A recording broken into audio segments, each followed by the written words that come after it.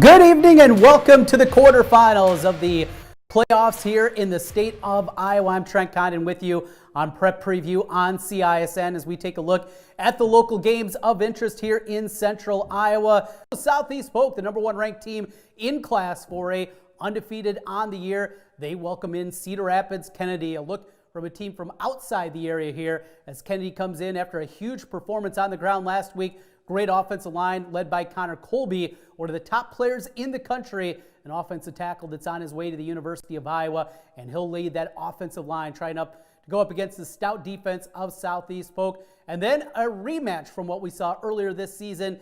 Ankeny-Waukee should be a real good one there. Looking forward to that one here tonight. We'll preview all those games this evening. Before we get into those, though, a quick look back at last week and how we got to this spot. How about Waukee? Troubles and some defensive issues against Indianola. Cale Kolarek, again, excellent for the Indians, but too much Waukee as they move on with the victory against Indianola in that matchup. Ankeny, tight early, not very long though, as Ankeny picks up another victory, and that offense continues to round into form there. A real nice victory for them against a Cedar Falls team. Maybe not the Cedar Falls teams that we've seen the last couple of seasons, but very talented still over there. Ben Jacobson, the head coach of the basketball program at UNI, his son part of the team, and a lot of other names that you certainly know if you watch high school football the last couple of years. Ankeny gets the victory in that one. Taking a look at tonight, also outside of here, local central Iowa, outside of the 4A class, we'll be keeping our eye in Class 2A. PCM, they'll be going on the road. They head up to State Center, West Marshall, to take on them. One of the highest scoring teams in the state's history. PCM, they try to move on to the Unidome with a road victory tonight. And in Class 1A, our neighbors to the west, Van Meter, they'll be at home as they welcome in Underwood, and we'll be keeping an eye on that one as well. We'll hear from the coaches here tonight on the pregame show. We'll get ready for your game as the broadcast will be on CISN. You can catch any of the broadcasts. Just search CISN on YouTube. You'll find the link. Click right there for full video of the contest here tonight. Conversation with the coaches when we come back. It's Prep Preview on CISN. We're powered by Fairway. Focus. To define what is most important and commit yourself fully. It's why at Fairway, only the best meat makes the cut. Our fresh fish is full of flavor, and our produce is picked with incredible care. It's why we have fewer aisles, greater savings, and the most personal service. At Fairway, our focus is and always will be giving you the best in meat and grocery. At MidAmerican Energy, we put our energy into making communities stronger, safer, and ready for the future. We support STEM education and community safety, special events, and economic development activities.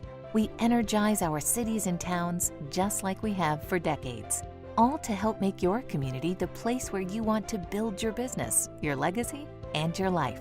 It's another way we're obsessively, relentlessly at your service.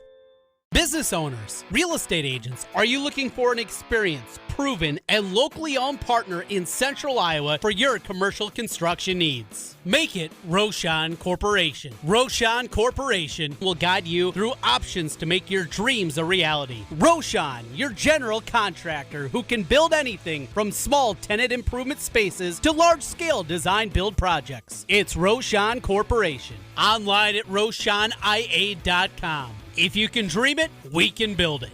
At Schottenkirk Ford Indianola, an all-time sales record in September means you'll save thousands as we try to break the record again. Get up to $14,000 off new 2020 Ford F-150 XLTs, up to $8,000 off new 2020 Ford Escapes. Our certified used vehicles come with a 12-month, 12,000-mile bumper-to-bumper warranty. Why Schottenkirk Ford? Our core values: hard work, trust, honesty, and integrity. Hurry in. Schottenkirk Ford Indianola, SchottenkirkFord.com.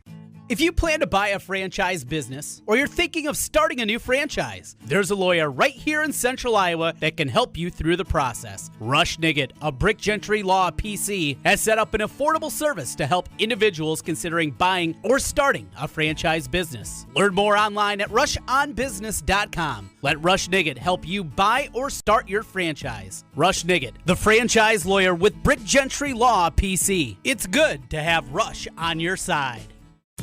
For all of your and your family's eye care needs, make it Elite Eye Care. Dr. Ethan Heisman, Dr. Heidi Bell, and Dr. Kelsey Sawatsky provide expert eye care close to home. From eye exams to contact lenses, eyeglasses to sunglasses, make Elite Eye Care your local optometrist. Set up your next eye care appointment with Elite Eye Care, 9250 University Avenue in West Des Moines, and online at eyedoctordemoines.com.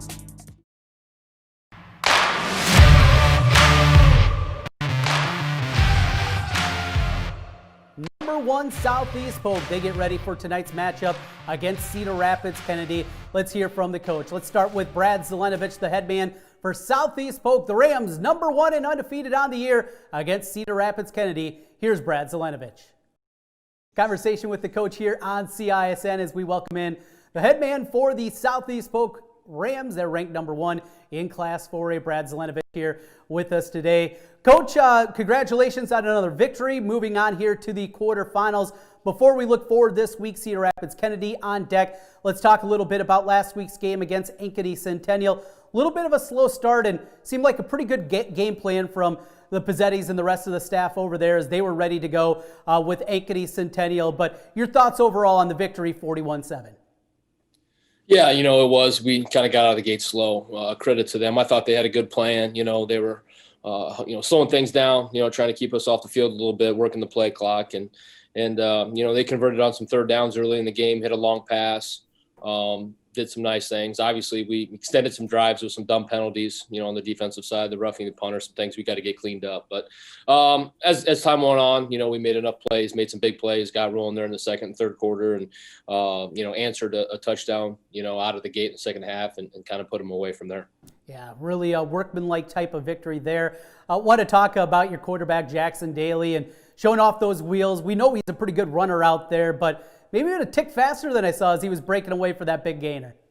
Yeah, he is sneaky fast. He's a big kid, and he's really worked to improve that part of his game. The athleticism and the overall speed, and he's done a nice job. Yeah, he can run. And he's a big, strong kid, and had some read game dialed in, and then hadn't shown a whole lot of it. Throughout the year, haven't really needed it, but had some opportunities to be able to get him involved in the run game. Well, it'll be a matchup with Cedar Rapids Kennedy next for you guys. Team that put up a huge rushing performance, a good offensive line, and Colby is an outstanding talent on that line for Kennedy. What have you seen this week as you've been preparing for this matchup? Yeah, they are. They're big and they're physical, up front offensively. Obviously, the Colby, the big tackle, and the other tackle is a big player, and I like their guard too. They're big and physical. They do some things with scheme where they create extra gaps, with some two tight end surfaces, and obviously everything starts with their quarterback. He's a really good athlete, physical runner, does a nice job. I think he's got really good instincts with the ball, cuts things back, has good natural instincts, and he's a physical kid. He finishes runs. He's had a ton of big plays. He leads the team in rushing.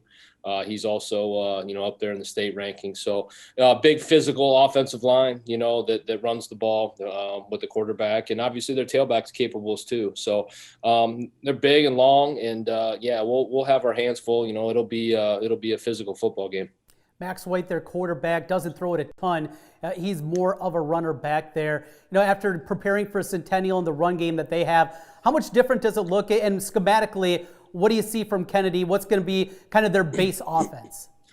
Well, they're pretty traditional. They're similar to, they want to get in the eye, with two backs. I think it's kind of their base from what it looks like. But they're pretty multiple, and they can get into some 10 personnel and spread you out, with 4 wide receivers and, create extra gaps with the 2-back run game with the quarterback being the second back. So they spread you out and try and get a numbers advantage and then obviously allow him to do his thing. But, they base everything in the eye. They'll be under center at times and they'll run, lead schemes and gap scheme runs and things like that. But they've got multiple guys who can carry the ball. They've got capable receivers as well. So we'll have to be prepared for, a good old fashioned 4A football game.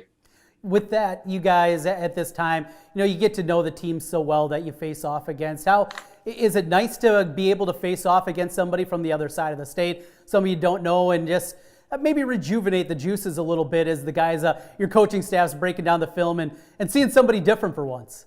Sure. It's interesting. This year's obviously been abnormal in many ways, but there hasn't been any East-West crossover, at least on the schedule. We played an Eastern Iowa school due to a COVID. In fact, I think it was Kennedy had a COVID situation, couldn't play Cedar Rapids Jeff. So we kind of stepped in because we didn't have a game with Des Moines Public and whatnot. So there hasn't been a whole lot of familiarity East-West this year, on the schedule. But, you get to the Final Eight, everybody's a well-coached, a good football team. They're fundamentally sound. They run the football. They want to stop the run on defense. To be honest, I don't think we've spent a whole lot of time thinking if it's Cedar Rapids Kennedy or a CIML school. It's, we're to the Final Eight and we have an opportunity here Friday to get to the Final Four. And I think our guys are excited for that. It seems like when you're in the CIML year after year that it's, kind of the same old song and dance. You every Friday is a grind and a physical, well played football game. And so it's kind of nice to, to maybe play somebody new. Well, with a win, you guys will move on to the Unidome for the second time in the last 3 seasons. There's 2 other great games here, though, happening against Central Iowa. I mean, do you wish it was like college football? We get some staggered start times here so you could watch live the Valley Dowling game or Ankeny against Waukee? There's an idea. I hadn't thought about that. Yeah, if they did stagger them, especially during the day, if you had a night game or a day game, obviously you're talking more of a weekend Saturday type situation when you get to this point, that'd be interesting. I think that'd be new. I think other states do that. I don't know if they stagger their times, but I know they play games on Saturdays. So that would be interesting. I don't know how much time we'd spend. It's kind of unique in that, you wouldn't have control over your guys. If you played a Saturday at noon or a Saturday night at 7, what would you do from with your guys throughout the day? It's kind of nice having that school. But there's really good football teams that are left. Of the 8 teams left, the 4 games, 3 of them here in Central Iowa, all very, very good football teams. It'll be interesting to see how things shake out. I think there's good players, good coaches, good teams, and it'll be interesting to see how it ends up. Brad, I'm always just amazed by the outpouring of support out there at Southeast Polk, and it's been such a different season. Obviously, limited spectators allowed inside, and with that, still the people that have watched this program and what you've built. But if you can just fill people in that are maybe catching Southeast Polk for the first time, or really watching the Rams football program, at this high level that you guys are at, ranked number 1 right now, and what that community, what Southeast Polk means. It's a unique community in that it's multiple communities, multiple small towns with the 4A school. So it still has that small town feel in that, athletics, in particular football, are a big deal. They're a big deal to a lot of people, on a normal fall Friday night, to where, they come up to the game, and it's important. It's important to I had an opportunity to go to Ankeny. We were kind of chasing, we were climbing the mountain, and it was kind of an arms race to see who was going to be, considered in that kind of top tier before they went to district football, the first time. And obviously you had your Mount Rushmore, so to speak, high school football with Valley Dowling and Ankeny. And it was kind of a race to get to that point. And there was a lot of people that worked really hard to get to that spot and try and continue that success. Relatively short amount of time, last 10 to 15 years, to be able to what we've done with good coaches in other sports, a culture, a focus on athletic development. Some of the successes that we've had in other sports have obviously helped our football program, and we're still climbing. We haven't achieved anything yet. We like our football team. We love the support. The administration, the community.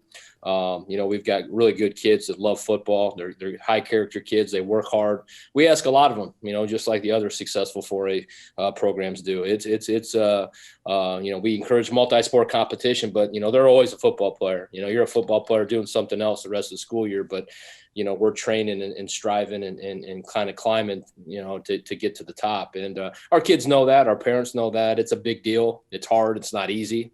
If you want to compete at the highest level, and we're thankful for the opportunity to see if we can't move on to the next round, and look forward to being able to maybe share that with the community who hasn't been able to be around in a normal year. Cedar Rapids Kennedy in town tonight for Southeast Polk here on CISN. Thanks as always for your time, Coach. We'll do it again soon.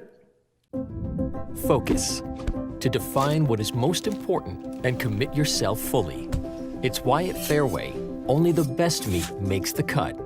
Our fresh fish is full of flavor, and our produce is picked with incredible care.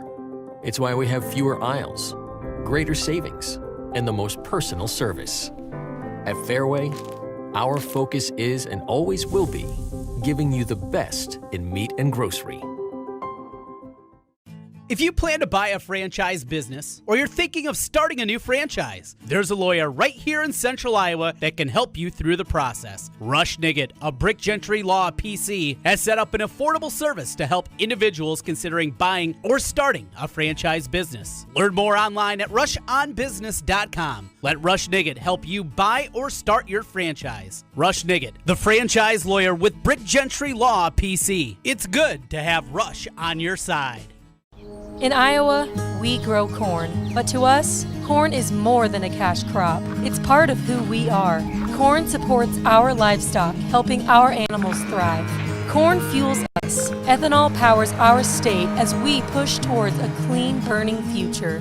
Corn nourishes us. It gives us an abundance of good food that nourishes our families, helps our student athletes grow stronger. In Iowa, we grow corn, but the truth is, corn grows Iowa.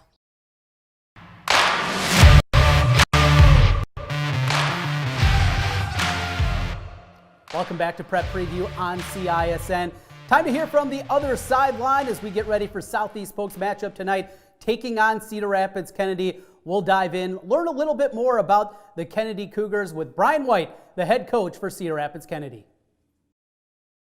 Our conversation with the coaches continues here on CISN. Time to hear for the head coach from Cedar Rapids Kennedy as they make the trip over to take on the number 1 ranked Southeast Polk Rams. It's Brian White here with us on CISN. Coach, thanks for joining me here today, and certainly a big matchup. Before we look at Southeast Polk, though, take us back to last week and your win in the round of 16 as you avenge one of your losses of the regular season and get one of your crosstown rivals. Talk about that performance. It sounded like a real good running game for you guys a week ago.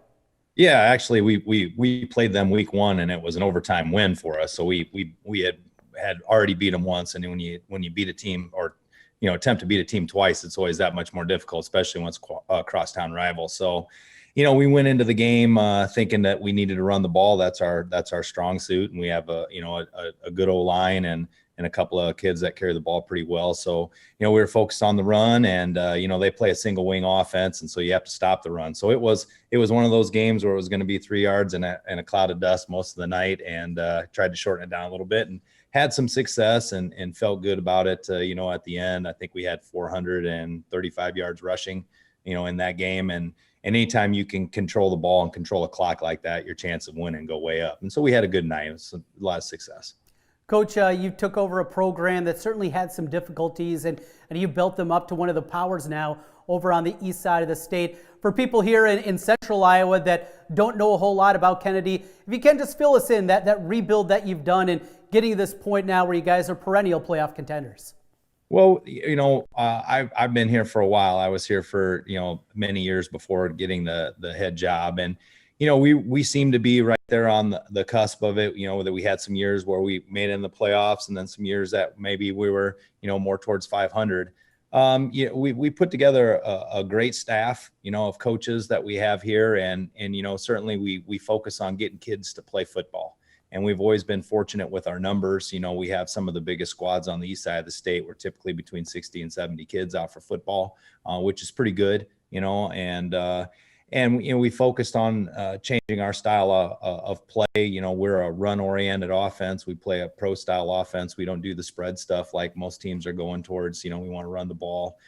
Defensively, we play a bit of a different defense and take some chances and take a lot of risks to try and get off the field and get tackles for losses. So typically we have kids that are right at the top of the state list and tackles for losses. So, we changed our style of play a little bit. We're a lot like the University of Iowa to that extent. And, I talking with Coach Ferentz, a couple years ago, and he made the comment, because we run old school bootleg just like they do. And he made the comment, we seem to be the exotics these days. The old school 1980s football is exotic football now. So, that's fun. And our kids enjoy playing that style of offense. So it suits us well. Coach, I saw the last name for your quarterback, Max White. Connection there? Is that your son? Yeah, he's my middle son, and we try to downplay that as much as possible because obviously people are somewhat relentless when they can find some way to try and bring you down a little bit. So I try to stay away from that as much as possible. And he calls me coach, and he's just one of my players right now. And then when it's all said and done, he can be my son again. Yeah, he's put together a really nice performance, and of course throwing the football, but more as a runner this year. 1,300 yards coming into the matchup with Southeast Polk. And if you can fill us in a little bit of the style of play we're going to see. You mentioned some of those bootlegs, a little old school. You guys line it up, I formation, and play that way. And how do you get your quarterback then involved in the run game going with that old school look? So originally growing up, he was always been a tailback, and his sophomore year, when we brought him up to the varsity level, we were struggling at the quarterback position. So we just decided, you know what, let's make teams defend 11 instead of defending 10. And so we put him at quarterback so he could run the ball, as well. And he's a baseball player, so he's got a good arm and he can throw the ball. And so it made our offense that much more dynamic when you have to defend 11 guys. And it just so happens that he's pretty decent with the ball in his hands. And so we run him a lot. We'll run out of the I formation. We'll run out of the triple I formation. We'll have a power I in the backfield. And you know what? When we need to, we'll spread it out and we'll go 3 or 4 wide and maybe look to throw the ball or even run it that way as well. I think the key to our success are our 5 guys up front. And our style of blocking, again, is a little bit different because we block vertical. We try to block downhill. We try to drive guys off the ball like, back in the, 80s and 90s, and versus, catch blocking and zone blocking. We don't do a whole lot of that. We're based on angles and driving guys off the ball. And so that's who we are, and obviously we're playing an unbelievably fantastic team this week. And, we don't change a whole lot because that's just who we are. And you either line up and you get the job done or the other team is just better than you. And, that's kind of what we're running into tomorrow. You mentioned that in Southeast Polk, a very physical team, very big on both offensive and defensive lines.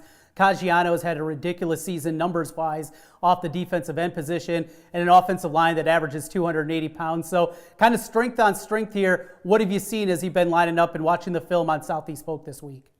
So I've watched, I believe, all but one of their videos so far, and they're a fantastic football team. They're loaded with talent up and down the line. And to be honest with you, I really started noticing them last year when we were preparing for Valley. When we played Valley last year, week 3, I think they had played Southeast Polk earlier, and I was like, boy, those guys are going to be good in a year. They're big, they're fast, they've got young kids all over the place. And I remember thinking that last year, that how good Southeast Polk was going to be this year. And I guess I was right, because they're the number 1 team in the state, and they deserve it.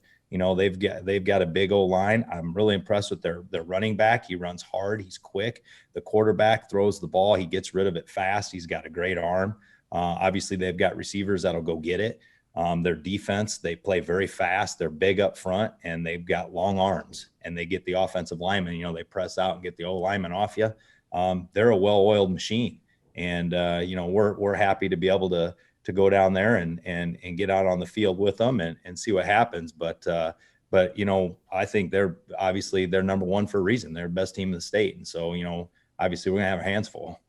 Looking forward to it here. Brian White joining us, the head coach for Cedar Rapids Kennedy. Coach, thanks for filling us in on the Cougars here on CISN. Appreciate your time. Focus. To define what is most important and commit yourself fully. It's why at Fairway, only the best meat makes the cut. Our fresh fish is full of flavor, and our produce is picked with incredible care. It's why we have fewer aisles, greater savings, and the most personal service. At Fairway, our focus is and always will be giving you the best in meat and grocery. If you plan to buy a franchise business or you're thinking of starting a new franchise, there's a lawyer right here in Central Iowa that can help you through the process. Rush Niggett of Brick Gentry Law PC has set up an affordable service to help individuals considering buying or starting a franchise business. Learn more online at rushonbusiness.com. Let Rush Niggett help you buy or start your franchise. Rush Niggett, the franchise lawyer with Brick Gentry Law PC. It's good to have Rush on your side. For all of your and your family's eye care needs, make it Elite Eye Care. Dr. Ethan Heisman, Dr. Heidi Bell, and Dr. Kelsey Sawatsky provide expert eye care close to home. From eye exams to contact lenses, eyeglasses to sunglasses, make Elite Eye Care your local optometrist. Set up your next eye care appointment with Elite Eye Care, 9250 University Avenue in West Des Moines, and online at eyedoctordemoines.com.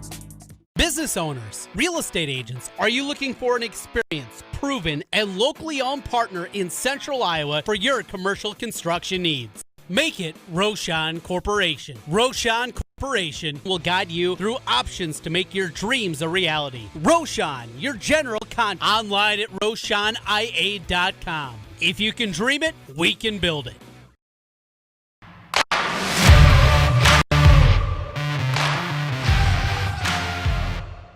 Welcome back to Prep Preview on CISN. I'm Trent Condon, and our final segment here today powered by Fairway. As we count down to week 2, really was a huge surprise. Waukee in week 1 had struggled. We saw Ankeny just put it to Centennial in week 1, and it felt like a foregone conclusion. Waukee goes out there, gets the win 21-17. Now, Ankeny's complete. Arlen Bruce IV enough not only to slow them down, but enough offensively to keep up. I think that's the big question against an Ankeny team that has played much better defensively than a lot of people anticipated before the year. And finally, Southeast Polk, number 1, bringing in Cedar Rapids Kennedy. Really, this is a matchup on paper. Kennedy, they want to play physical.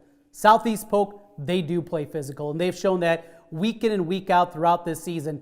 Going to be a tall task from the team from Eastern Iowa coming over here against the number 1 ranked team. We'll see if the Rams can exert their will in that matchup. A few others across Central Iowa. We'll have the 3 4A games for you on CISN. Class 2A PCM on the road against West Marshall, trying to continue their ridiculous season as they are on pace to break the record for most points ever in an 11-player season. Also in Class 1A, Van Meter undefeated again. They welcome in a very talented Underwood team. Could be a struggle for the Bulldogs tonight. We'll see how that one goes. That's happened across Central Iowa. We got you covered tonight. Waukee against Ankeny and Southeast Polk hosting Cedar Rapids Kennedy. Your game coming up next year on CISN. This has been Prep Preview, powered by Fairway.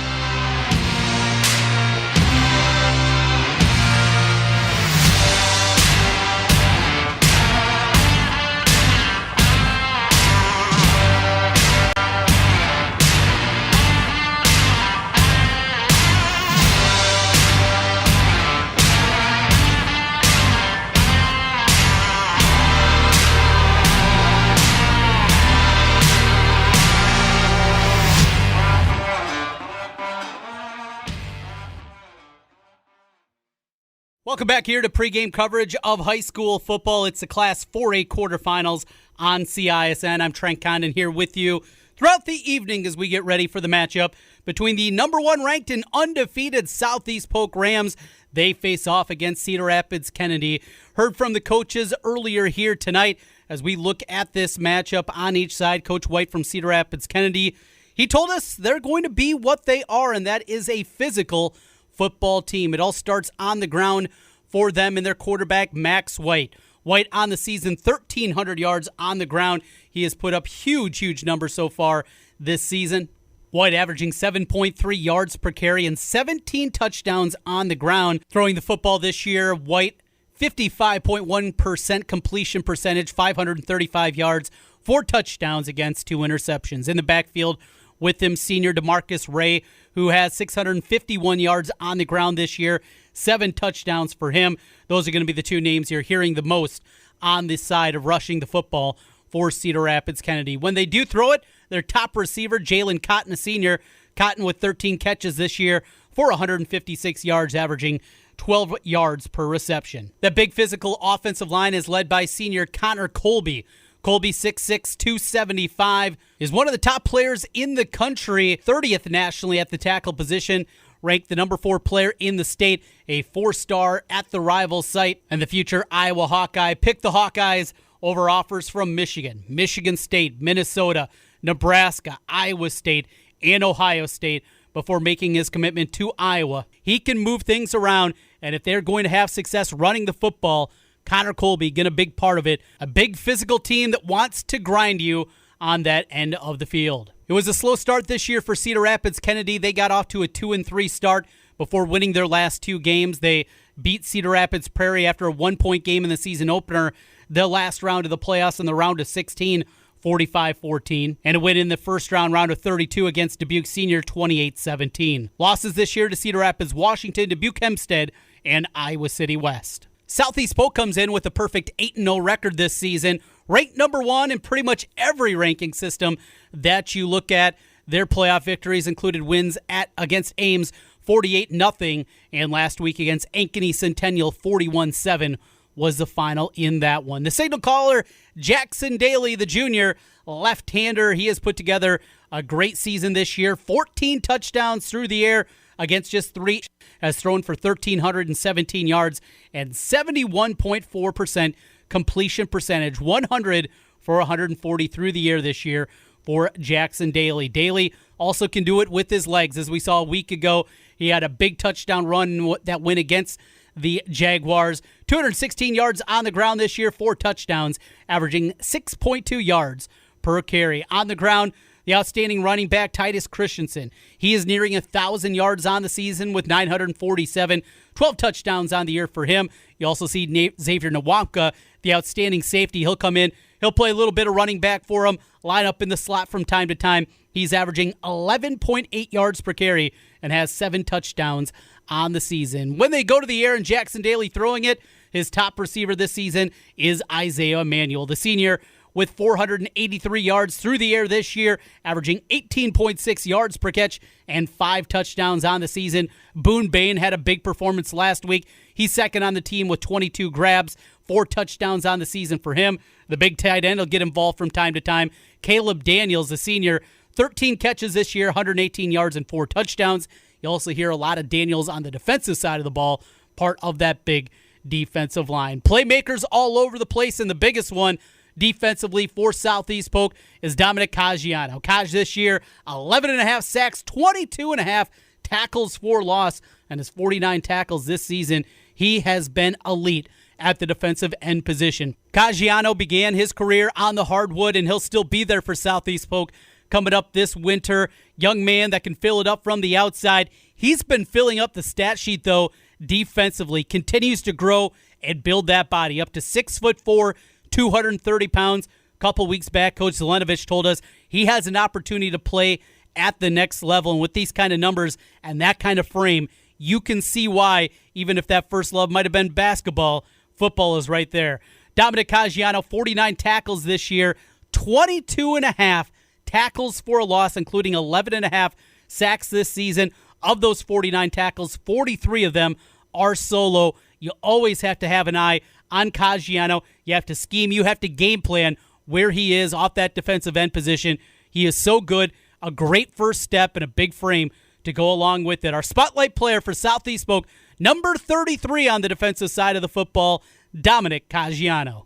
A lot of help, big physical line, and they'll have their work cut out against that Cedar Rapids Kennedy squad coming up this evening. Talked about Xavier Nwamka on the offensive side of the football. Defensively this year, 5 interceptions, 117 yards, and a touchdown. Also good in the return game this season as a whole. Southeast Polk has returned 3 touchdowns, got 3 touchdowns on 3 returns this year. 1 from Titus Christensen, 1 from Xavier Nwamka, and even 1 from Kyle Sisler, who went 97 yards for a touchdown this season. The return game has been incredibly good this year. Nwamka averaging over 10. Wilson has taken over the duties now in the kickoffs and the PATs on the season. Just 1 field goal attempt, yards per punt this season for the senior. Southeast Polk and Cedar Rapids Kennedy, the winner, moves on to the state semifinals at the Unidome next week. We'll await the matchups as they come out. One thing we do know, of course, is Dowling Catholic has already punched their ticket in after the decision yesterday. West Des Moines Valley had to win it at any level, and you talk about the 4A level and what they have done. They'll be back at the Unidome once again, and we will await the decision of who they will be playing from the association as things will be reseeded after this round. New pods will come out, and certainly going to be very interesting to see what the association makes the decision to do, how they're going to seed these teams. If things play out as anticipated, Southeast Polk wins tonight, ranked number 1. If you get, of course, Dowling already there, and you couple that with Iowa City West or Pleasant Valley, 2 teams that are undefeated, along with the winner of that Ankeny-Waukee matchup, exactly how is the seeding going to go 1 through 4, and who will face off in the semifinals. You can catch both those games next week, as we'll have the call for you over on KXNO starting at 4 o'clock with the coverage there, as we will bring you both semifinals on the radio side next week on KXNO 1460 AM and 106.3 FM. You can also catch the matchup tonight between Ankeny and Waukee. We'll have the coverage on CISN. Just search right here on YouTube, CISN. You'll find that other game that can pop up. In fact, you can watch us both. Listen to me, but you can catch the call of the other one here this evening, as we'll get you up to date on everything going on as the scores continue to come in throughout the evening. We'll also be keeping an eye here in Central Iowa. Van Meter, they welcome in Underwood in Class 1A. PCM with a road trip, number 1 ranked in Class 2A. They'll be heading up to West Marshall this evening for their matchup there. A lot of great football. It's the quarterfinals. Winners move on to the Unidome. Beautiful night for football here tonight at Southeast Polk High School. Your game time temperature, 63 degrees. Winds out of the south at 10 miles an hour. Can't ask for better weather than this in the state quarterfinals before we move inside for the semifinals. We got kickoff right around the corner. Southeast Polk and Cedar Rapids Kennedy. Back with more in a moment on CISN.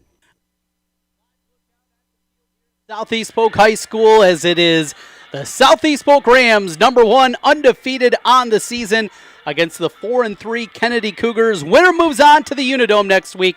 Game that'll be played on Friday, either a 4 o'clock or a 7:30 kickoff, and we'll await tonight the handout of those semifinal bids and the rebracketing that'll happen from the Iowa High School Athletic Association. The 2 teams making their way to midfield here for the opening coin flip. And we'll see who get the football first. Let's take a look at our spotlight player on the other side from Southeast Polk for Cedar Rapids Kennedy and their fine quarterback, Max White. Outstanding runner with the football, 1,300 yards rushing from the quarterback position, 3rd in Class 4A, 17 rushing touchdowns also this year, 3rd in the class. Also thrown for 500 yards this season through the air, and the school's all-time leader in rushing touchdowns with 45. His big offensive lineman, Connor Colby, a All-American from Sports Illustrated. In fact, scored a touchdown last week for the Cougars, and a great player. He had big-time offers before committing to the Iowa Hawkeyes, Iowa State, Michigan, Michigan State, Minnesota, Nebraska, even Ohio State with an offer, yet he chose the home state Hawkeyes. Big-time prospect for the coaching staff at Iowa, but he's still got more high school football here in front of him. Number 77, the offensive tackle, Connor Colby for the Cougars. As we are ready to go here, Southeast Polk, they're wearing the all-black uniforms, black lids, black jerseys, and the black pants with the white numerals and the gold trim. Cedar Rapids Kennedy comes out in the all-white look with the white jerseys and the white pants and the dark green lids and the green numerals. As we are ready to go from Southeast Polk High School, Kennedy and Southeast Polk, Trent Condon with you. Glad to have you aboard here on a football Friday night in the quarterfinal round of the playoffs across the state. We'll keep you up to date throughout the evening. Other scores going on. Of course, the big news, as we mentioned during the pregame, as Dowling Catholic has already advanced after Valley had to forfeit the game because of COVID exposure. Ball on the tee. Cedar Rapids Kennedy wins the toss, and they elect to defer to the second half as the ball is on the tee for Leon Wayne. Wayne, right-footed kicker, puts a foot on the ball. We are underway. End-over-end kick into the end zone. That's an automatic touchback at the high school level, and no opportunity for the return for Xavier Nwampka. Southeast Polk will start 1st and 10 from their 20-yard line as Jackson Daly comes onto the field with the offense. Daly, the left-hander junior, already an offer from Michigan for him. He has completed 71.4% of his passes this season, 1,317 yards through the air, 14 touchdowns against 3 interceptions. He has also helped out on the ground with 216 yards and 4 touchdowns. A spread look from Southeast Polk. You'll see them run a majority of their players from the shotgun or the pistol formation. They go single wide on each side of the formation. Christensen on the left hit of Daly. Quick pitch out to the left side on the hitch route, and that is complete for a gain of 8. And that's what they're going to do, continue to press on the outside. Couple of talented receivers out there. Boone Bain had his game of the season a week ago in the victory against Ankeny Centennial. He gets the opening grab. It'll be a gain of 7.5, and it'll be second and short for Southeast Polk. Out of the shotgun again, Christensen right beside. He will take the handoff, hit in the backfield, breaks the tackle, and able to fight forward for a gain of 4 and a first down out to the 31-yard line. Good penetration there from Cedar Rapids Kennedy, keeping an eye on Christensen, and that was the game plan a week ago from Ankeny Centennial. They really sold out to stop the run and slowed things down for Southeast Polk in the first half of the game. We'll see if the game plan's similar here tonight for the Kennedy Cougars. 1st and 10 from the 31-yard line, shotgun formation again, and another handoff to Christensen, gets through the initial surge and brings it out to the 37-yard line. Gain of 6 for Christensen. Tate Christensen, another junior on this squad, 947 yards this season, averaging 7.6 yards per carry, 12 touchdowns with a long of 64 yards. Back to the same look, and haven't seen much substitutions, heavy formations, a couple tight ends in the game for Southeast Polk with the 2 receivers, 1 on each side. Out of the gun, here is a run again for Christensen. Not much running room this time. He's able to plow forward, though, as he makes his way forward out for a short gain. It'll be 3rd and short, 3rd and a yard from right at the 40-yard line. They'll bring the H-back into the game. That is number 30, Mason Rankin.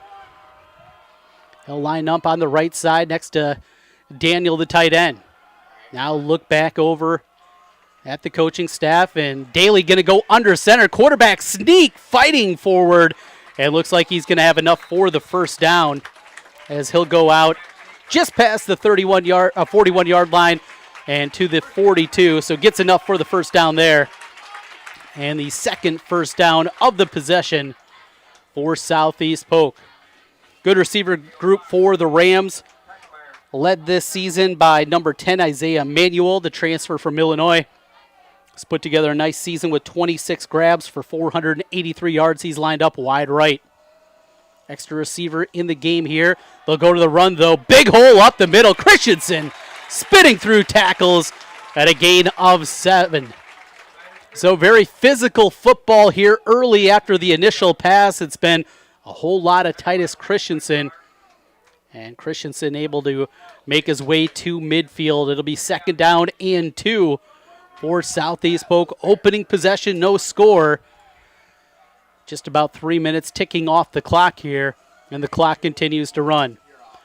From the shotgun, Daly now looking to throw. Gets it to Emmanuel, complete for the first down. Breaks the tackle, out past the 40. Up the sideline, stepped out of bounds. He thought he saw daylight in front of him. He did, but the referee on the near side had him marked out. Big gain there, though, for Southeast Polk, and this long, methodical drive continues. And their first possession of the ball game, 1st and 10. And they'll mark them out at the 36-yard line of Cedar Rapids Kennedy. Pick up a 14 on the play, 1st and 10. Back to the 3 wide receiver look for Southeast Polk, and movement all over the place. Went with the hard snap there. And we saw basically the whole left side of the defense from Cedar Rapids Kennedy jumped off sides. On the hard count there, a pickup of 5 on the penalty, and that'll make it 1st down and 5 as they move the ball forward to the 31-yard line. 1st and 5 from there, back to the 3 wide receiver look for Southeast Polk. Lined up on the left side.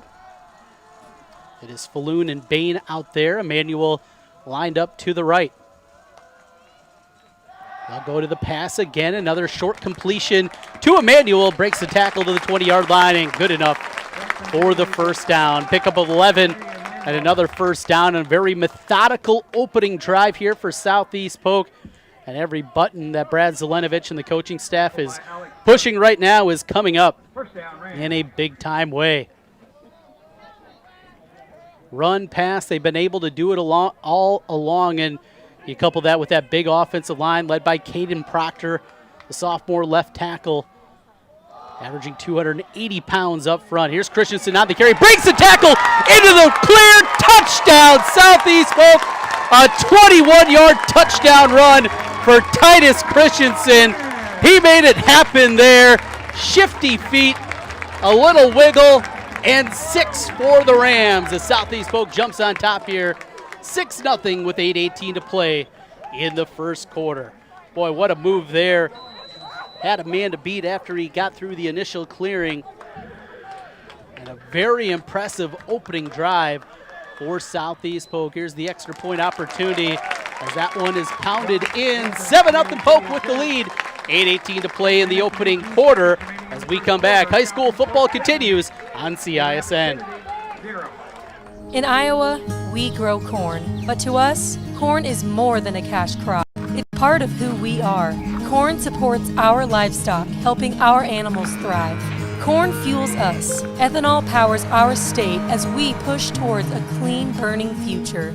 Corn nourishes us. It gives us an abundance of good food that nourishes our families. Help our student athletes grow stronger. In Iowa, we grow corn. But the truth is, corn grows Iowa. When we say Jeep, we mean lots of Jeeps. And when we say super, we mean super savings at the all-new Jeep Superstore, Deary Brothers Chrysler Dodge Jeep Ram Waukee. During Jeep Adventure Days, new Wranglers $4 grand off, new Grand Cherokees over $9 grand off, or get 0% for 84 months on new Jeeps. New Gladiators up to $6,050 off. First to build Iowa's only standalone Jeep showroom. Jeeps cost less in Waukee. The all-new Jeep Superstore, Deary Brothers Chrysler Dodge Jeep Ram Waukee. Polk jumps out to a 7-0 lead. Josh Wilson with the ball on the tee on the kickoff. This one driven back to the 1-yard line, bobbled back there into the end zone. That will be a touchback. As not able to bring that one in was the kick returner, Max White.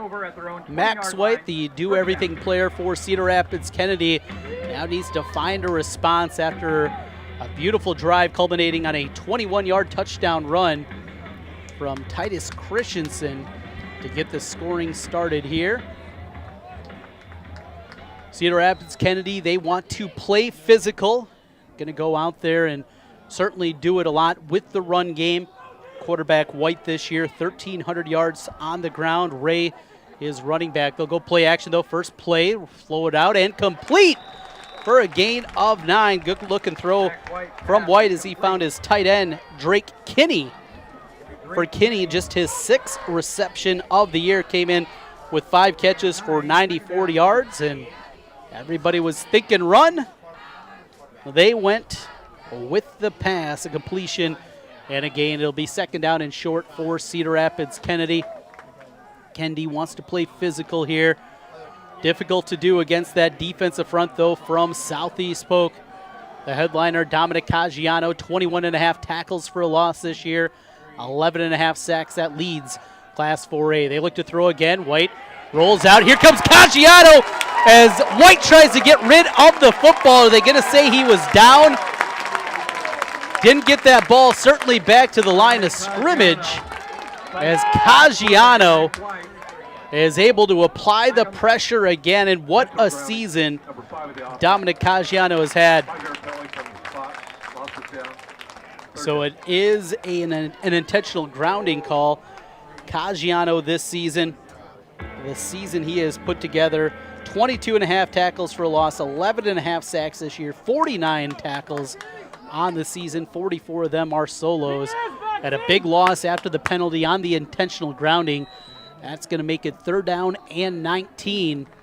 All the way back to the 11-yard line now for Cedar Rapids Kennedy. And this is not the situation any football team wants to be, but certainly not a team built like Kennedy. They'll go with the zone read. White going to keep it himself, bounces outside, and he is cut down at the 14-yard line. Short gain there of just 3. It'll be 4th down and long for Cedar Rapids Kennedy, and the punt unit will come onto the field for the Cougars. Well, just the kind of start that Southeast Polk wanted here tonight. Back to return, 2 returners back there. The dynamic Xavier Nwamka, the 4-star safety. He wears number 5. He's joined by Aginiga as they stand near midfield. Aginiga will get the return from his 48-yard line. Gets through the clear to the 40. 35, brought down at the 33. A gain of 19 on the return. First possession of the game for Southeast Polk. They had great field position at the 20-yard line after a touchback here. It will be in a beautiful spot. Southeast Polk looking to jump out here to a big lead early on. Number 1 ranked team in the state. D1 prospects all over the field, up and down this roster. The quarterback, Jackson Daly, already an offer to Michigan in hand for him. Mentioned Xavier Nwamka. You name the team in the country, he's got an offer from them. LSU, a part of the mix. Oklahoma, Ohio State. The in-state teams, Iowa and Iowa State, looking for the services of Nwamka. Emmanuel, very good prospect. Daniels, the tight end. This is a stacked team, and the sophomore tackle, Caden Proctor, he picked up a Michigan offer before he even played a varsity snap. Daly wants to throw, and he's going to take a shot. Looking for Emmanuel, goes up, and incomplete. Good coverage out there from Cedar Rapids Kennedy on the one-on-one coverage. Safety help got there a little bit late, but knocked away from the Cougars. Mitchell Shares, the junior cornerback, good size to him. Not very often you see a 6'4" cornerback. And I'm going to guess not many times this year we've seen the 6'3" Isaiah Manuel have a cornerback against him that's taller than he is. Again, movement up front against Cedar Rapids Kennedy, and it came again from the left side of their defense. So the 5-yard penalty will move the ball forward, and instead of 2nd and 10, it'll be 2nd down and 5. Move the ball up to the 29-yard line as we play here in the first quarter. 7:14 left to go in the opening frame. It's Daly from the shotgun. Christensen on his left hip. Wants to throw. Pressure from the outside. He is sacked. Oh, boy, what a clearing on the outside. Just beat the tackle, and a beautiful play out there by Avery Garrett. Defensive end, 6'1", 240. Came flying off the edge. Nobody picked him up. A clean hit on the quarterback, and that'll be a loss of 8 on the play. Make it 3rd and 13 for Southeast Polk. Feels like certainly 4-down territory for the Rams here. They have only attempted 1 field goal all year. So you're not thinking about picking up the 13 here. Pick up a chunk as they set up a screen. Ball comes out, though, incomplete. In and out of the hands of the intended receiver as he tried to find Cole Falloon on the bubble screen.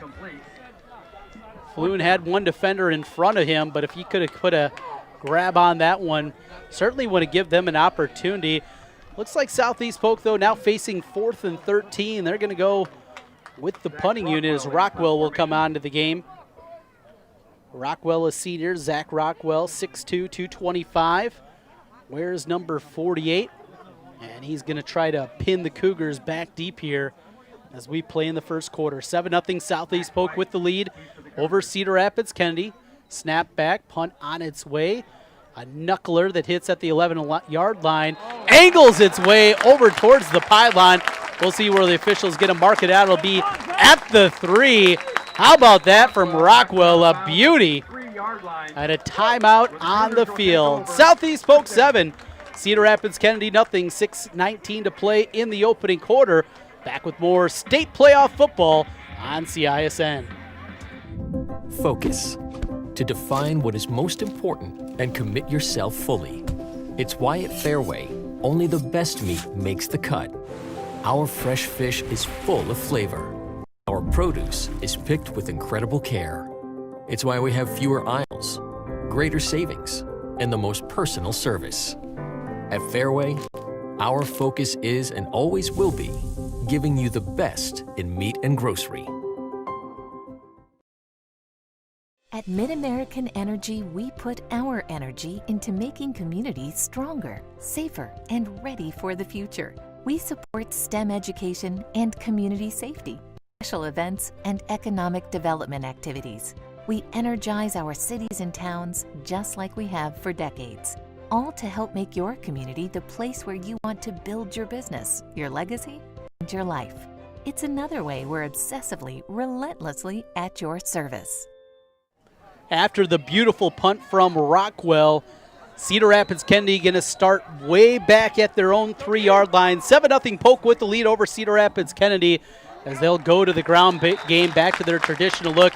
Saw Kennedy come out early in the game throwing, and now they'll try to run the football, but not much running room. In fact, it'll be a loss on the play for the Cougars. It'll be 2nd down and 11, now backed up to the 2-yard line halfway through the opening quarter. And number 1 Southeast Polk with the lead. Number 77 Colby, the offensive tackle. We talked about him at the top, him and the rest of the crew trying to open up some holes. They'll go with a quick hitter up the middle, jumping forward out for a gain of 3 on the play. That one handed off to DeMarcus Ray. For a good-sized running back, 6'3", 210 pounds. Talked about White at the top, but Ray been his battery mate in the backfield this season. 133 carries, 651 yards, and 7 touchdowns on the year. 3rd down and 7 from the 6 for the Cougars. Playing in the first quarter. White goes from the shotgun, 2 receivers left, 1 right. They'll hand it off. Ray cuts back, trying to find running room at the hash, but he is brought down. Swarming Polk defense there. Flag is out on the field on the near side. And we'll see what the call is going to be. Number 4 on the offense. It's a holding penalty on the outside against Kennedy as they got Hayden Klett with the hold. Ross Cooper on that last tackle. Decline the penalty. It'll be 4th down. And here comes the punt team again for Kennedy in their 2nd possession. Back-to-back 3-and-outs from Cedar Rapids Kennedy. Southeast Polk defense has been solid to this point. Packabrier with the punt. Nwampka will grab it at midfield. Nwampka up the field at the 40. Hesitates, cuts back at the 30. Still on his feet to the 29-yard line. Another big return. First it was Aginaga, this time it's Nwampka. And it'll be 1st and 10 for Southeast Polk. Great field position again as they'll start at the 29-yard line. Last possession, not able to get much going as there was a sack that put them back behind the chains. Southeast Polk looks to change that here. Coming up at the half, we'll hear from Southeast Polk girls basketball coach Tracy Daly. Her son Jackson, the quarterback, also her daughter Brooklyn, part of that basketball program as they return everybody except for one from a state tournament team from a year ago. Excited to talk to Coach Daly coming up here at the half. 7-0 our score as we play in the first quarter, 4:45 to play. Nwampka lined up in the backfield. He'll take the handoff and pitter-patter forward to the 26, a gain of 3. You see those shifty feet for Xavier Nwampka and why he's one of the most highly regarded athletes in the Midwest. Safety is where most people say will be his position at the next level. He's still in the backfield here on 2nd and 6. Daly looks back over at the sideline in a 3 wide receiver look for the Rams. Nwampka moves back over to the right side of the formation. Single receiver right to left. From the gun, they'll hand it off to Nwampka again. Not much running room this time. Cedar Rapids Kennedy done a nice job plugging up those holes in the middle and making it difficult to this point. Get a whole lot. Limping off the field, the big tight end and also defensive lineman Caleb Daniels, who's been so good and important for Southeast Polk this year, playing both ways. A little bit banged up as he limps his way to the sideline, something to keep an eye on. They'll go 5 wide receivers here on 3rd down, 3rd and 5 from the 23. Daly out of the shotgun, setting up a screen. It's complete. Emmanuel to the 20, through a tackle, cuts back at the 10, going to the corner. He is knocked out of bounds just shy of the goal line. Third down, Isaiah Manuel makes the big play. And that is what Southeast Polk can do. Christensen on the ground, Nwampka on the ground, Daly with his legs. This time does it with his arm. Just a simple screenplay. They set that up last possession. This time they go to their leading receiver, Emmanuel. Made a couple of guys miss, and it'll be a 1st and goal for Southeast Polk. Mark them out at the 3-yard line. Nwampka goes in motion as Daly works from the shotgun. He'll hand it to Nwampka. Not much running room. In fact, hit for a loss. Great penetration up front from Cedar Rapids Kennedy, and the tackle for Connor Colby. Talked about him on the offensive side of the ball. Offensive tackle is where he projects at the next level. Made a big play there, though, gobbling up a lot of room, and tackles Nwampka for a loss. Loss of a 1.5 yards on the play. It'll be 2nd down and goal from the 4. As Southeast Polk tightens it up a little bit. Daniels back in the game for the Rams. 2 receivers right. Daly from the shotgun.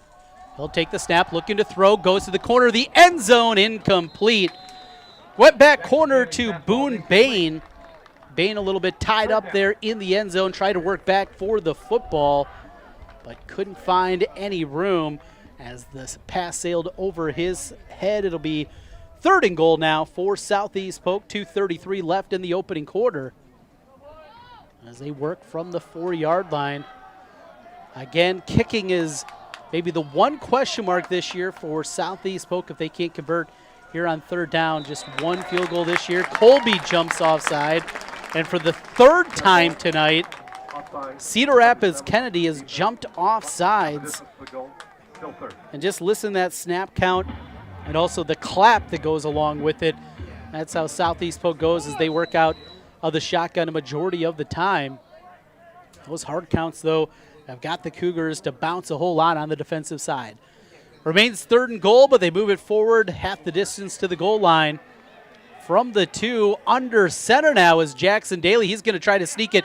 Goes to the right. Did he get in? He did. Touchdown. Southeast Polk. Jackson Daly on the ground. He rushes in again for another touchdown. That is his 5th on the ground this season. The 2-yard touchdown run makes it 13-0 with 2:29 left to play here in the 1st quarter. On to attempt the extra point for Southeast Polk. It'll be again Josh Wilson, the sophomore. Took over the place kicking duties here a few weeks back. Snap back, right-footed kicker.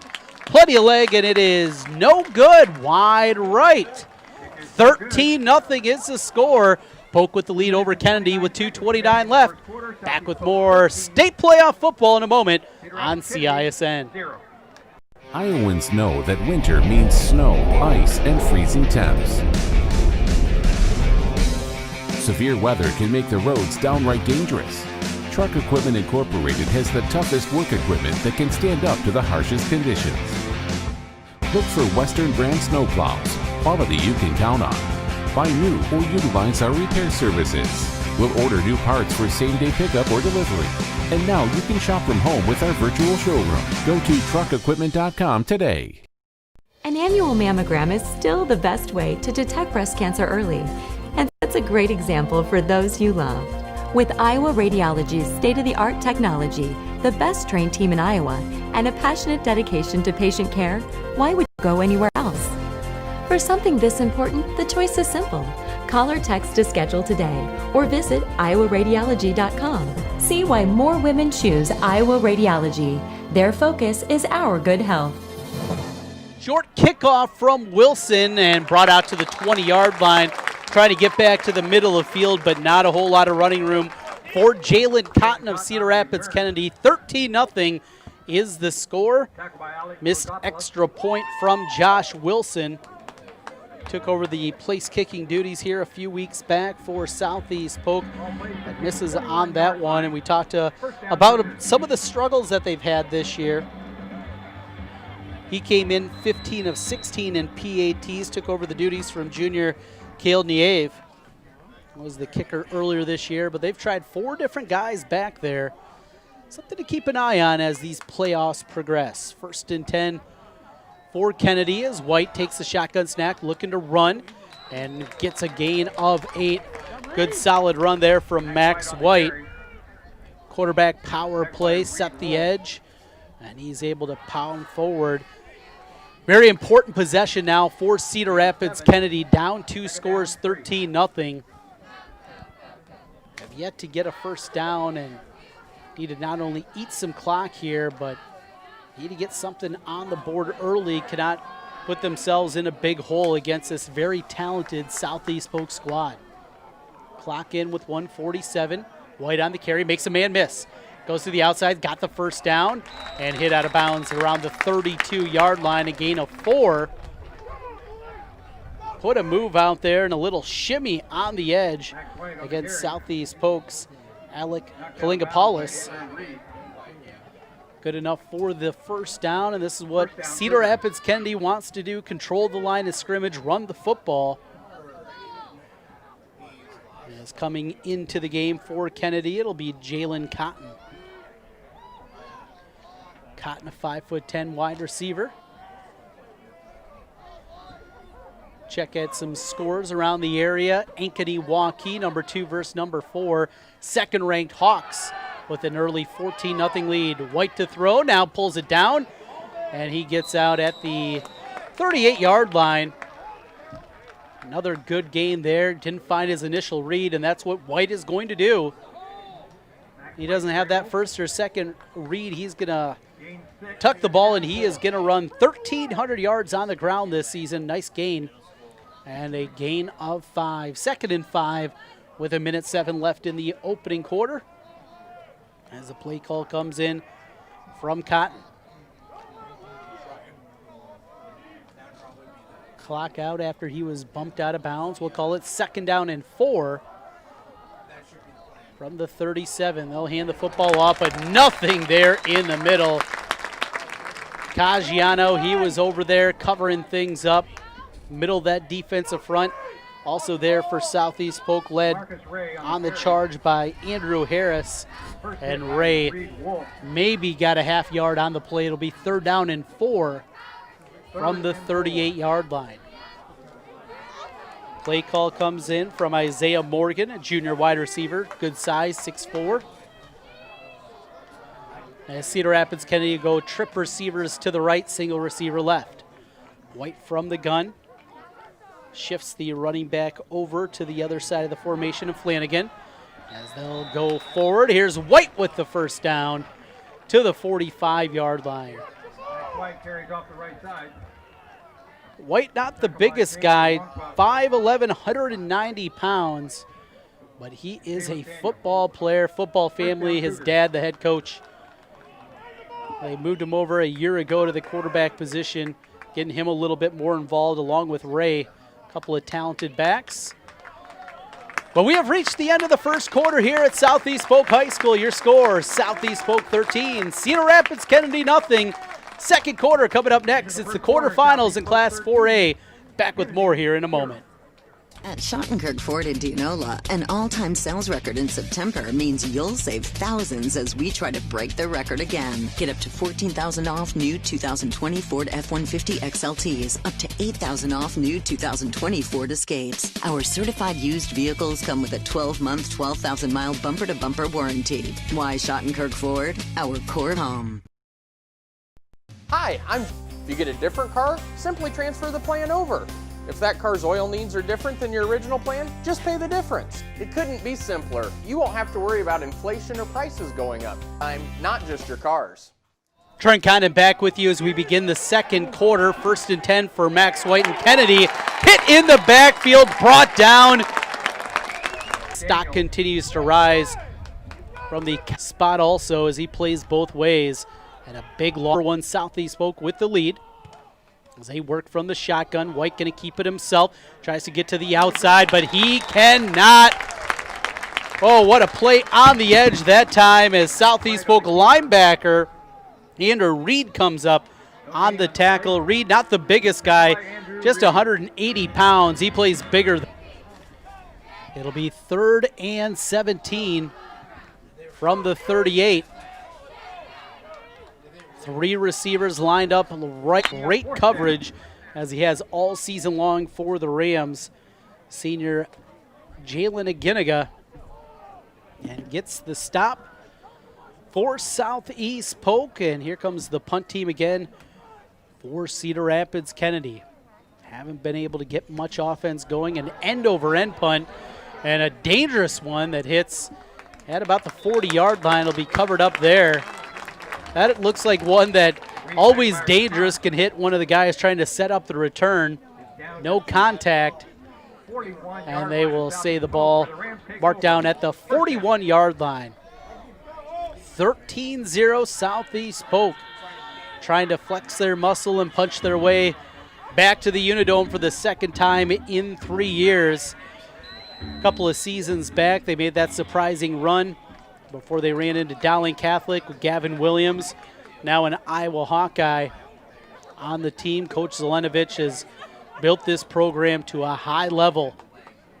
D1 prospects all over the field. And they have it 1st and 10 from the 41. Emmanuel goes in motion. They'll swing it out to him on the completion to the 45-50, up the sidelines, out of bounds. He's got the first down after a gain of 12. Isaiah Manuel, different look there for Southeast Polk as they continue to open up the offense. And a first down. Thing you love to see from Jackson Daly, the quarterback, on that throw. Hit that receiver as he was striding forward. Didn't have to slow down for the football at all. Block of the back, number 8. But it's going to be moved back as we had a penalty flag on the far side of the field. That thing was marked back behind the line of scrimmage. They're going to walk this all the way back from the spot to the 39-yard line. And they will now be sitting at 1st and 21. In fact, they mark it at the 30-yard line. 1st and 21, so Emmanuel, reception of 12 yards, wiped off the board. Single receivers on each side for Jackson Daly. And he'll hand the football off. Big hole up the middle for Christensen. Bounces it out at a gain of 11. So they get back near the initial line of scrimmage on the play. Titus Christensen back in the game at the running back spot. Xavier Nwampka from time to time, usually about every 3rd or 4th possession. He'll be lined up out there and play the running back spot. Also do some wildcat with Nwampka. But back to the starter Christensen now. 3 wide receivers for Daly, 2nd down and 8. After the gain of 12, swing pass complete to Christensen. Tries to turn his way up the field. Good work defensively from Cedar Rapids Kennedy as he was cut down by Jake Vandersanden. Also out there on the tackle, Drew Bartles for the Cougars. That'll make it 3rd down. Tackled by Jake Vandersanden. 3rd and 6. 9:35 left to go in the second quarter. Southeast Polk looking to build on a 13-0 lead over the 4-3 Cougars from Cedar Rapids. Getting that clap and saw some jumping that time, didn't get off sides. Daly to throw, 1-on-1, goes up, incomplete, just over the hand of Isaiah Manuel.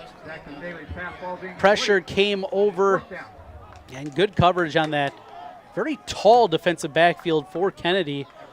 Talked about that earlier. Emmanuel in on the coverage. 6'4" Mitchell Shares and 6'3" Brody Lovell. Something I do not believe Emmanuel has seen a whole lot this season. Here's Rockwell, who will punt from the 46-yard line. A high spiraling punt. Back to the 10-yard line. Grab there. Aginiga on the tackle. He was helped out by Joel Hackbarth. Good special teams coverage out of the Rams.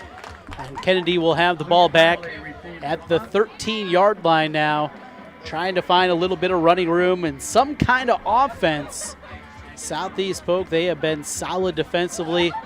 Front has played incredibly well. Talked about the defensive ends with Daniels and Caggiano, but how about up front in the middle of that defense? Ross Cooper over there, joined at the defensive tackle position by Andrew Harris. 1st and 10 from the 13 under center. It's White with the handoff, looking to the left side. Is Ray. Pyle still pushing forward. And a good gain as whistles come in late. Don't see a flag, though. Here comes one late. And that one is from the near side official well after the play. That'll be a sideline warning. So no yards will be tacked on that. Just a warning against the Southeast Polk sideline. Gain of 5 on the play. 2nd down and 5 for Kennedy from the 18-yard line. 9:03 left to go in the second quarter. Handoff. This time they go to the right and able to get out past the 20-yard line. That'll make it 3rd and manageable for the Cougars.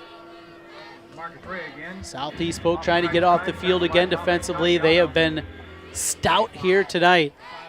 3rd and 3.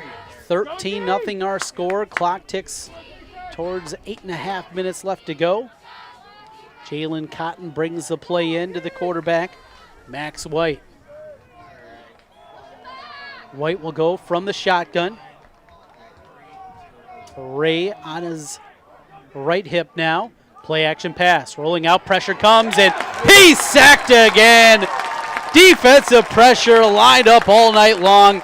This time it's Reed Wolf with the sack. Little extra pressure dialed up that time. Something you don't see a ton from Southeast Polk because their defensive line is so good, but they brought the pressure, and that offensive line for Kennedy was not able to pick it up. It'll be 4th and long and punt time for the Cougars. A punt that goes off the side of the foot and out of bounds. How about this? Southeast Polk's going to start with the football in the red zone after the punt. They're going to walk this thing forward. We're going to see where they're going to mark it out. Looks like they're going to mark it at the 20-yard line.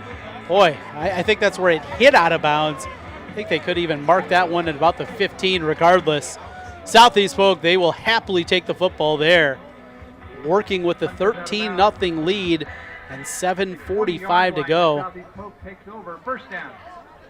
As that big offensive line trots out of the field, averaging 280 pounds across for Southeast Polk. Christensen, he's lined up to the right hip of the quarterback, Jackson Daly, who's got 2 receivers right. Christensen moves to the left side of the shotgun. They'll hand it to him. Gets out to the left to the 15, a gain of 5 on the 1st down carry for Titus Christensen as he approaches the 1,000-yard mark on the season. Titus Christensen on the carry. So clock will run, 7.5 to play first quarter. Southeast Polk quickly moves to the line. 2 receivers lined up to the right. Emmanuel in the slot as he's joined out there wide by Boone Bain. Daly now going to change the play from the shotgun. He'll hand it off again. Christensen tries to cut back at the 15, but tackled there. Good work out of the linebacker group from Kennedy on the tackle. It was Reed Packabeer. Short gain on the play, maybe got 1.5 yards. 3rd down. And again, probably 4 down territory from this spot for Southeast Polk. Rams just with 1 field goal attempt all season long. Daly looks back over at the sideline, now tells his offensive line what the play is. And get a timeout. Southeast Polk wants to talk over this 3rd down. 3rd and 3 when we come back. 6:25 left in the second quarter. Rams 13, Kennedy nothing. High school football. Back with more in a moment. Central Bank is proud to support the unmatched spirit of sportsmanship and hard work exemplified by our local athletes. We're fans of high school sports and the way the big game and hometown team rally a community. Best of luck to all of today's competitors. Play hard, have fun, and make something great happen. Central Bank, member FDIC. Obsessively, relentlessly. That's what you can always expect, even when faced with the obsessively. When we say Jeep, we mean lots of Jeeps.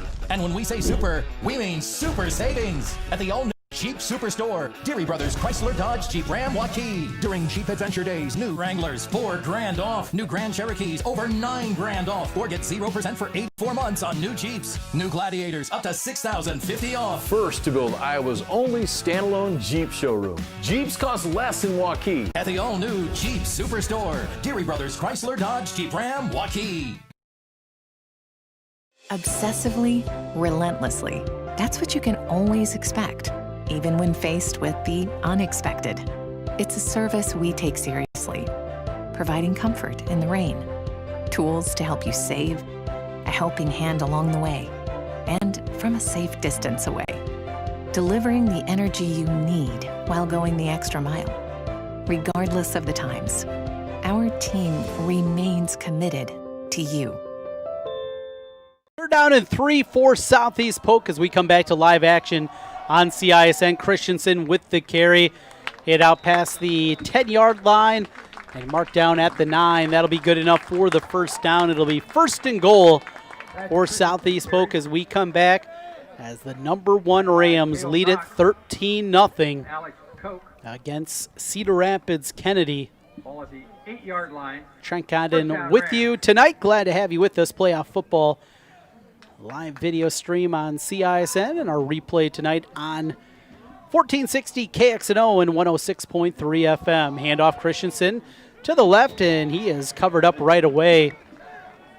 Good work up front from Cedar Rapids. Kennedy over on the tackle.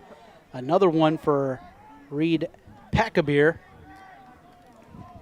Packabeer, he has played well defensively for Kennedy as they work to slow down this explosive Southeast Polk offense. Daly, the lefty quarterback's got 2 receivers in this formation, 1 left, 1 right, as he works from the shotgun. Christensen with him in the backfield. He'll hand it to him. Christensen with the big hole, bursts forward to the 2-yard line. It'll be 3rd and goal from there. Last time they had a 3rd and goal spot from the 2. They just quarterback sneaked with Jackson Daly. Good-sized quarterback. Daly had a huge run a week ago and already has a touchdown now. And they'll go back to him lined up under center. He'll bounce it out and slipped as he was going in. Still got to the goal line. Touchdown, Southeast Polk.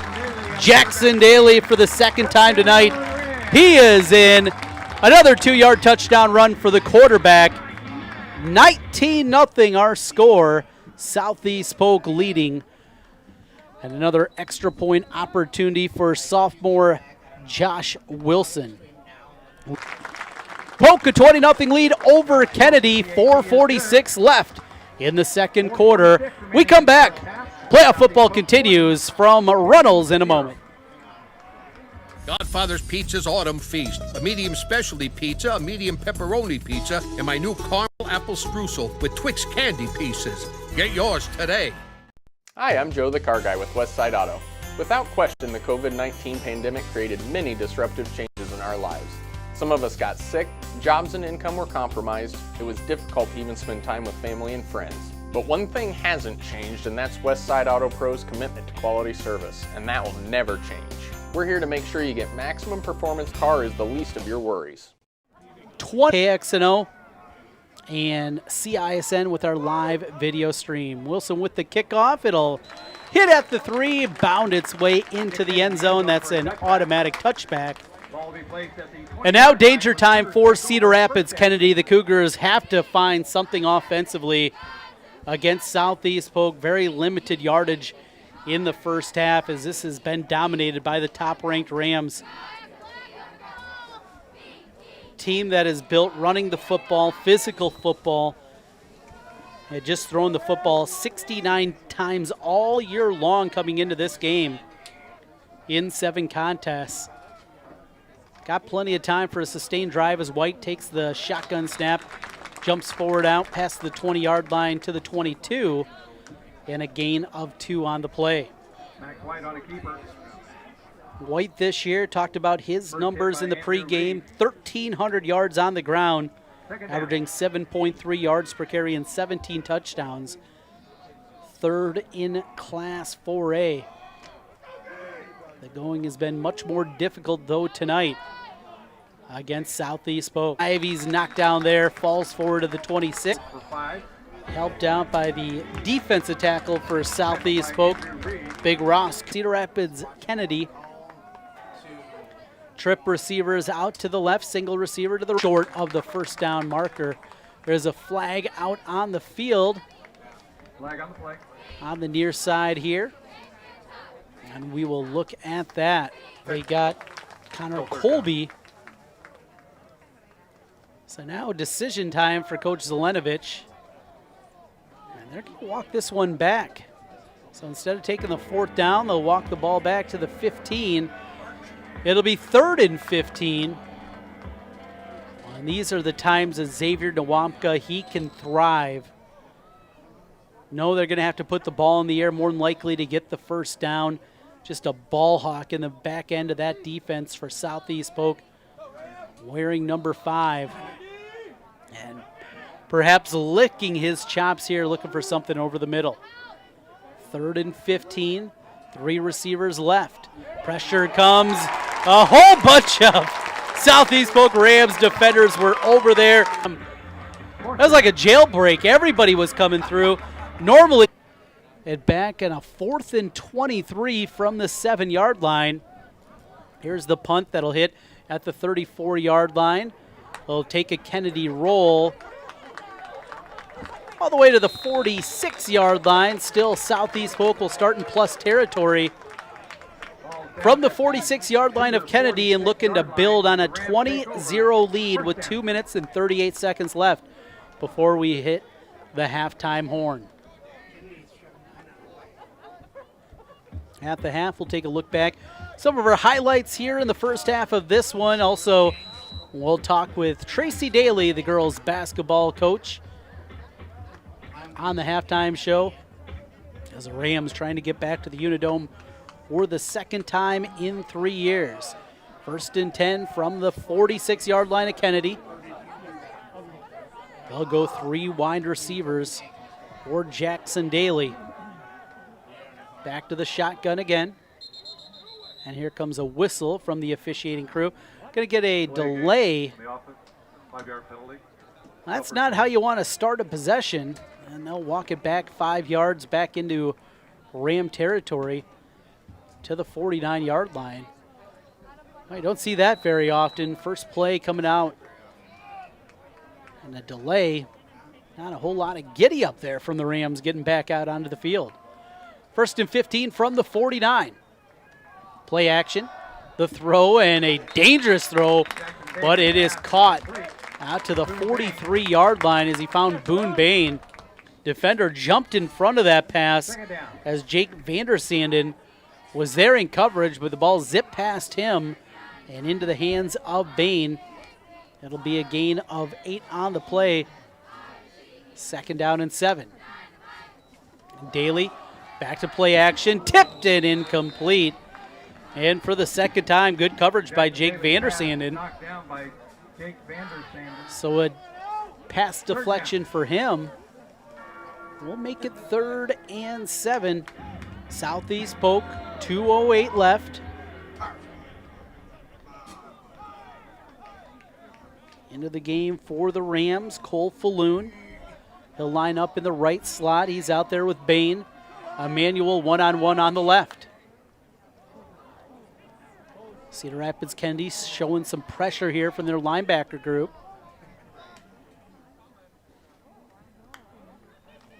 Daly wants to throw. He's got a screen set up for Christensen. Christensen cuts back. Oh, what an open field tackle, though, for Cedar Rapids Kennedy's Drew Bartles. Outstanding play from Bartles. That is incredibly difficult to do. Broke down, made the tackle, and what's set up. If he could have got past that initial wave, There was a lot of green in front of Titus Christensen. Bartles, give that young man a sticker, and it is a timeout on the field. 1:42 left, 20-0 Southeast Polk leading Cedar Rapids Kennedy. As we approach halftime, we come back on CISN.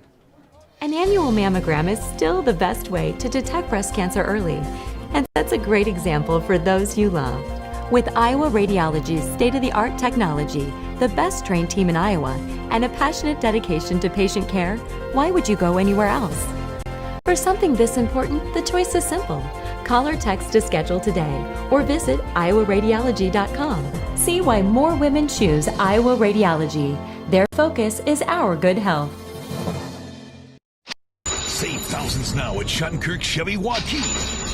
15% off 2020 Equinox and 2020 Trax, or 0% for 84 months. 15% off 2020 Sonic and 2020 Spark. WaukeeChevy.com. 12% off 2020 Blazer. 10% off 2020 Colorado. Up to $15,000 off new 2020 Suburban. We're in a position to give you more for your trade. As always, we're a partner you can count on. Schottenkirk Chevy Waukee. WaukeeChevy.com.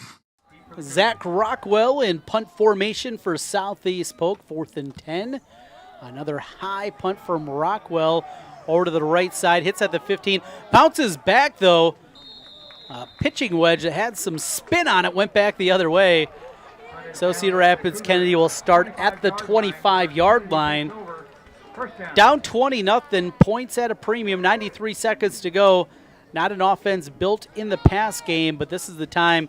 Certainly feel like the Cougars have to go that direction with Max White and company. Came out early, threw the football for a nice completion on the first play from scrimmage for them to Drake Kinney. But the pressure from Southeast Polk has been outstanding. And here's White. They're going to set up a reverse hit in the backfield, brought down. First in on the tackle for Southeast Polk, that was Austin Enos. He was helped out back there. Kennedy went to the bag of tricks, but Southeast Polk, they were ready for it. Reed also on the tackle for the Rams.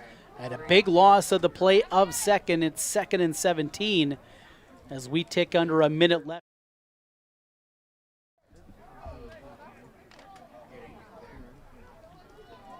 See if Southeast Polk going to use a timeout if they can get a stop here on 2nd down to 50 seconds left.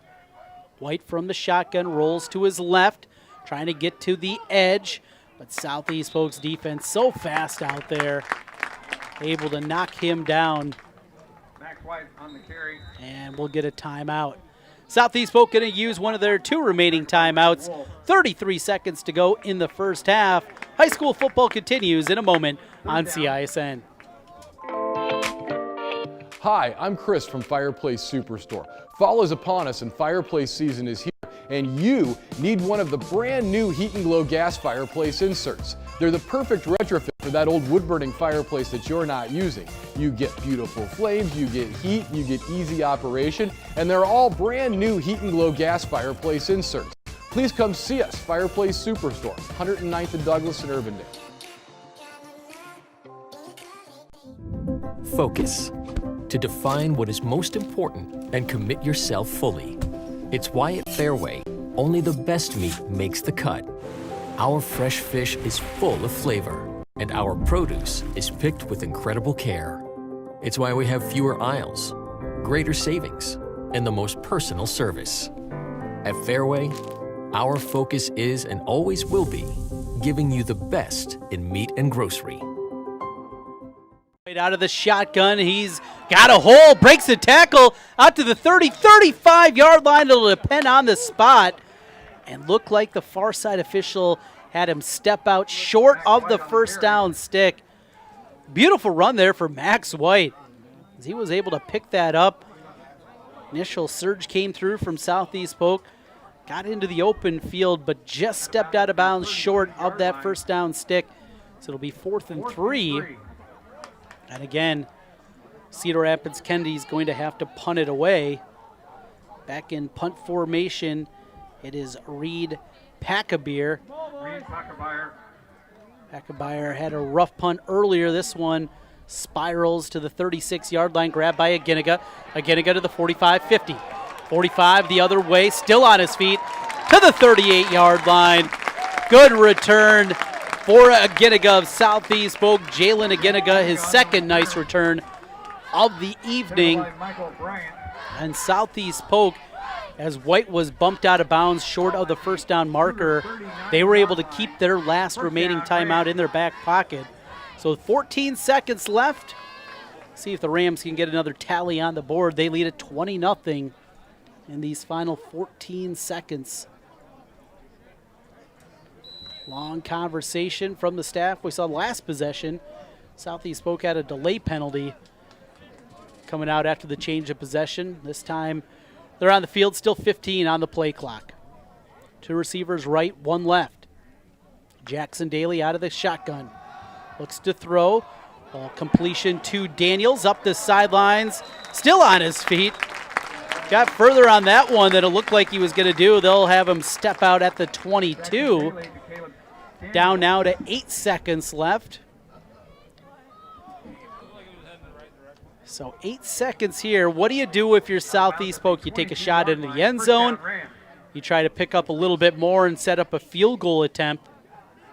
As we've talked about throughout this one, just one field goal attempt all season for Southeast Polk. They'll go three receivers lined up, including Daniels in the right slot. Emmanuel to the left.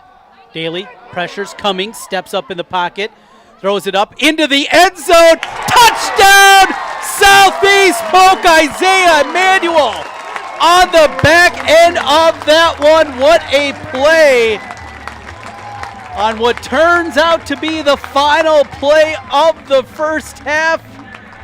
Pressure was there. Daly never panicked, though, kept his feet and fired a dart into the back end of the end zone. Emmanuel was waiting for him, and it's 26-0 Rams. Here's Wilson on for the PAT. That one's good. As we hit halftime at Southeast Polk High School, number 1 Southeast Polk. They're showing why they're the top-ranked team in the state. 27-0 over Cedar Rapids Kennedy. We got halftime coming your way. We'll hear from the head coach for the girls basketball team from Southeast Polk, Tracy Daly. They got a great squad coming back here for the 2020-21 season. Returned everybody except for one player from that varsity roster. We'll talk to her about that. 5A basketball in general in Central Iowa, and also what it's like to coach both the quarterback and coach her own daughter on the basketball hardwood. We'll talk about that with Tracy Daly. Coming up, also take a look back at the first half highlights. Southeast Polk 27, Cedar Rapids Kennedy 0. Back with the halftime show in a moment. We might not always know what the day will bring, but some things are certain. The sun will rise and your lights will go on. That's because at Mid-American Energy, we're obsessively, relentlessly committed to providing you energy when and where you need it, to connecting with you and keeping our communities safe and strong. Because the most important thing we put our energy into is you. We're obsessively, relentlessly at your service. In Iowa, we grow corn, but to us, corn is more than a cash crop. It's part of who we are. Corn supports our livestock, helping our animals thrive. Corn fuels us. Ethanol powers our state as we push towards a clean, burning future. Corn nourishes us. It gives us an abundance of good food that nourishes our families, helps our student athletes grow stronger. In Iowa, we grow corn, but the truth is, corn grows Iowa. Hi, I'm Chris from Fireplace Superstore. Fall is upon us and fireplace season is here, and you need one of the brand new Heat and Glow gas fireplace inserts. They're the perfect retrofit for that old wood-burning fireplace that you're not using. You get beautiful flames, you get heat, you get easy operation, and they're all brand new Heat and Glow gas fireplace inserts. Please come see us, Fireplace Superstore, 109th and Douglas in Urbandale. Iowans know that winter means snow, ice, and freezing temps. Severe weather can make the roads downright dangerous. Truck Equipment Incorporated has the toughest work equipment that can stand up to the harshest conditions. Look for Western brand snowplows, quality you can count on. Buy new or utilize our repair services. We'll order new parts for same-day pickup or delivery. And now you can shop from home with our virtual showroom. Go to truckequipment.com today. Halftime here at Southeast Polk, the Rams and Cedar Rapids Kennedy in the quarterfinal at Southeast Polk. It's Tracy Jaley joining us here today. Coach, good to see you again. And well, before you know it, basketball season's going to be here. Yes, thanks for having me. We start basketball Monday morning at 6 a.m. So we're looking forward to that. Absolutely crazy. Well, of course, we've talked a lot going back to the summer with the beginning with baseball and softball season here throughout the fall sports with cross country, football, volleyball, golf. But now we get into basketball and feels a little bit different, of course, as we're living in a global pandemic. If you can, fill us in a little bit. Your great program out there at Southeast Polk, the adjustments you had to make on your summer schedule and just in preparation as you guys get ready for practice Monday. Sure. Yeah, obviously with the shutdown and the quarantine, took a huge toll on our program and our girls' experience during the summer. We typically practice about 8 weeks, 4 days a week, and play about 40 games in the summer. We weren't allowed to do that, but I still got to watch them play because AAU was still thriving and going full speed. So it was nice that they were still able to get in the gym. We just weren't able to have them. So we're noticing now with Fall League being able to go and getting ready for practice that really that chemistry is the one thing that we're lacking. We only lost one senior in Jess Stewart. So we have pretty much everybody back. It's going to be the same team, but just getting everybody back on the same page of what we do will be our big challenge. Yeah, a lot of talent returning to your team this year. You mentioned Jess Stewart, and she almost felt like all the games that I've called for you guys throughout the years and her playing at the varsity level, she almost felt like at times another coach on the floor. Seems like she was always pointing things out. How do you replace somebody like that? Yeah, it's tough. It's tough. You know, she wasn't necessarily always our leading scorer or the most dynamic, but she was definitely one of the glue pieces, one of the really solid role players for us. And that's sometimes, for me, I think, harder to replace than a scorer. But we have a lot of talent back. You know, we have 2 girls that alternated starting, and then our other 4 starters back in Grace Larkins and Riley Cruzy and Brooklyn Daly and Brooke Woodyard and Joe Elliott. So we've got, you know, a solid group that have been on the floor a lot and should be able to take over that role for her. Well, of course, Grace, one of the top players in the Midwest, and she's a delight to watch. I wanted to ask you, though, about you went through your first full season coaching your daughter, Brooklyn, and just what that was like, what you learned, and now what you'll take into her sophomore year. Sure. I think, to be honest, she was probably more mature about it than I was. She did a great job coming in, and we've kind of shifted the role of coaching her to assistants. You know, I have a great assistant who's one of my best friends, and she kind of took over. If things needed to be said to Brooklyn, she did it just because I didn't really want that mixture of bringing things home or bringing things to the gym that I think sometimes can be a struggle. So I think it was much easier than I thought. And I feel like I treat her I'm going to yell at her just like everybody else, and I'm going to praise her just like everybody else. And I think the girls around her do a nice job of it feels like a family anyway. So it's not really that different. So with that, you also have another outstanding athlete there for Southeast Polk, and we're watching him on the football field with the quarterback, Jackson Daly. As you watch his progression, he's been so much fun to watch, the little lefty out there who get a lot bigger and get a lot faster. Last week, I was impressed by the speed on his long touchdown run. What it's like to have a couple of high-level athletes and going through there also as a teacher and a coach inside the school district. Yeah, I think we were all surprised about that run last week. It was exciting to see. And, you know, to credit everybody around him, though, he's not going to get that run if he's not getting good blockers. They've got a lot of dynamic kids on that team that allow everybody to share the ball. You know, and I think the offensive line does a fantastic job. When the offense isn't doing well, the defense, you know, helps out. I just think they're a core group of good kids that work hard for each other. And I think that it's fun to watch. A lot of success out at Southeast Polk. It's been great to watch. Tracy, final thing for you before we let you go, and that is just as a whole when you look at girls basketball. You guys got back to the state tournament last year, ultimately fell in a great, fun quarterfinal game against Johnson. Probably not fun from your vantage point, but that was one of my favorite ones to call last season. As a whole, when you look at Class 5A, who do you think are going to be some of the powers back this season? Sure. I think we have as good a shot as any. I think Johnson will be tough again. with the transfer of Jada Jimfy, I think Waukee has everybody back. They're going to be rock solid again. I always think Ankeny Centennial is always very good. They're very fundamental. They're very well coached, and they're always tough to beat. Gonna be a fun one. Hey, Coach, as always, appreciate your time. Good catching up again. When we say Jeep, we mean lots of Jeeps. And when we say super, we mean super savings at the all-new Jeep Superstore, Deary Brothers Chrysler Dodge Jeep Ram Waukee. During Jeep Adventure Days, new Wranglers $4,000 off, new Grand Cherokees over $9,000 off, or get 0% for 84 months on new Jeeps. New Gladiators up to $6,050 off. First to build Iowa's only standalone Jeep showroom. To define what is fish is full of flavor, and our focus is and always will be giving you the best in meat and grocery. At Mid-American Energy, we put our energy into making communities stronger, safer, and ready for the future. We support STEM education and all to help make your community the place where you want to build your business, your legacy, and your life. It's another way we're obsessively, relentlessly at your service. In Iowa, we grow corn, but to us, corn is more than a cash crop. It's part of who we are. Corn supports our livestock, helping our animals thrive.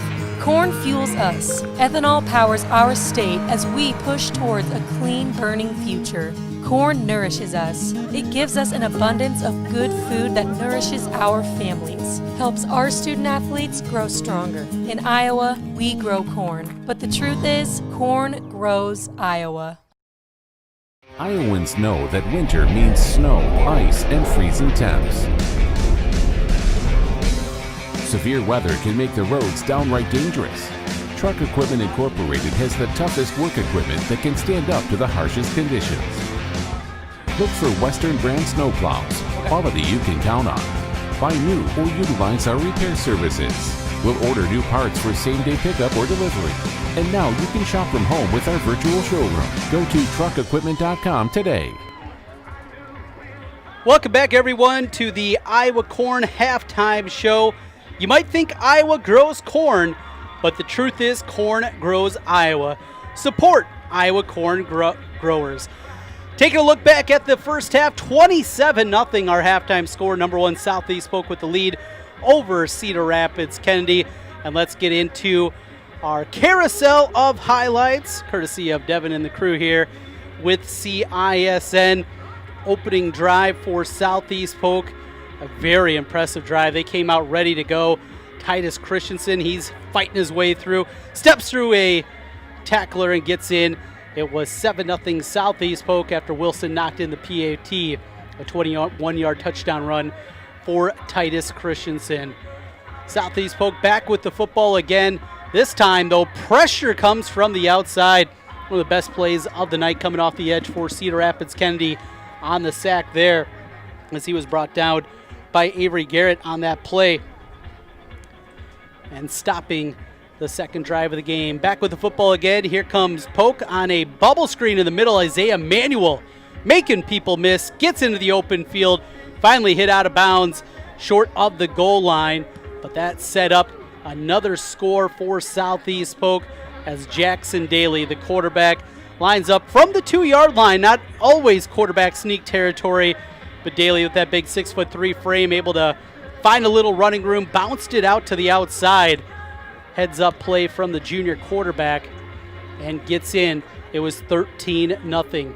Kennedy with the football back this time. Max White, who has been hounded all night long by the Southeast Polk defense, is hit by Caleb Daniels. Daniels with the tackle for loss, adding to his big total on the season. Here, third down from the 20-yard line for Cedar Rapids Kennedy. White working out of the shotgun. And talk about pressure. Look at this. Just all kinds of pressure against him. Reed was over there. He was helped out by Austin Enos. And another stop for the Rams. Back with the football and another quarterback sneak from Jackson Daly. His second score of the night on the ground.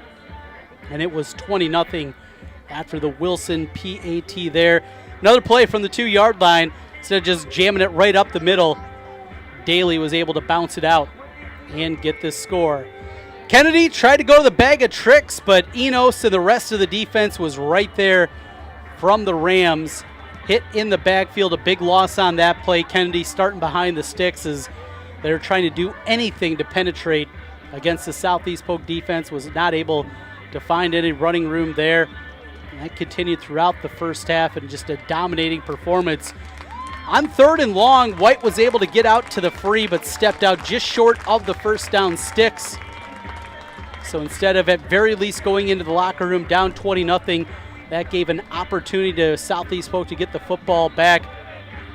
Jalen Aginiga, his second big return of the game, as this one went out past the 40-yard line.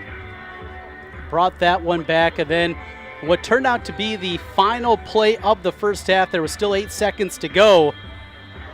It's Jackson Daly. We talked about it with the quarterback sneak doing it with his feet. How about this footwork?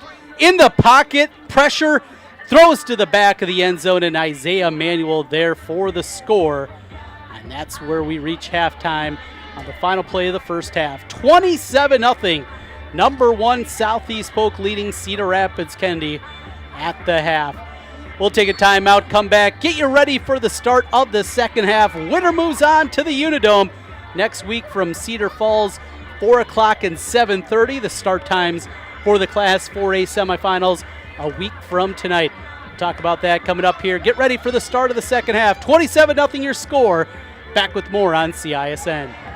An annual mammogram is still the best way to detect breast cancer early and sets a great example for those you love. With Iowa Radiology's state-of-the-art technology, the best trained team in Iowa, and a passionate dedication to patient care, why would you go anywhere else? For something this important, the choice is simple. Call or text to schedule today or visit iowaradiology.com. See why more women choose Iowa Radiology. Their focus is our good health.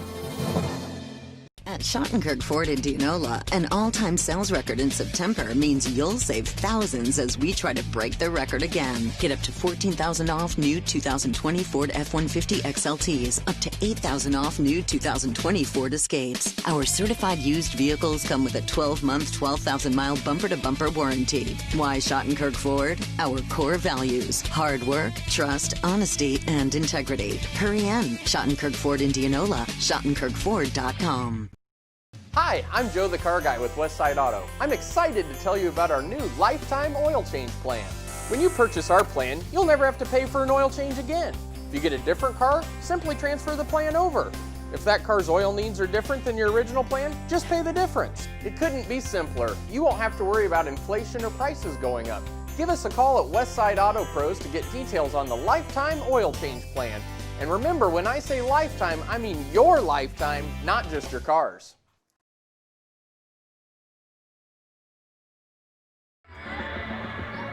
Welcome back as we put a cap on the Iowa Corn halftime show. 27-0 is our score. Get you up to date on some other scores happening across Central Iowa and the state. Pleasant Valley leading Iowa City West. That one at the half, 24-21. PV with the lead over undefeated Iowa City West. PCM gets on the board, but it has been difficult tonight for the top-ranked team in Class 2A, our neighbors to the south, as they trail at 10-7 in that matchup. 14-0 is their score, with Ankeny on the lead against Waukee. And the other quarterfinal, Dowling Catholic has already advanced with their win by forfeit against West Des Moines Valley. Start of the second half, and Cedar Rapids Kennedy will get the football to get it started. As ball on the tee for Wilson, the sophomore kick, and we are underway.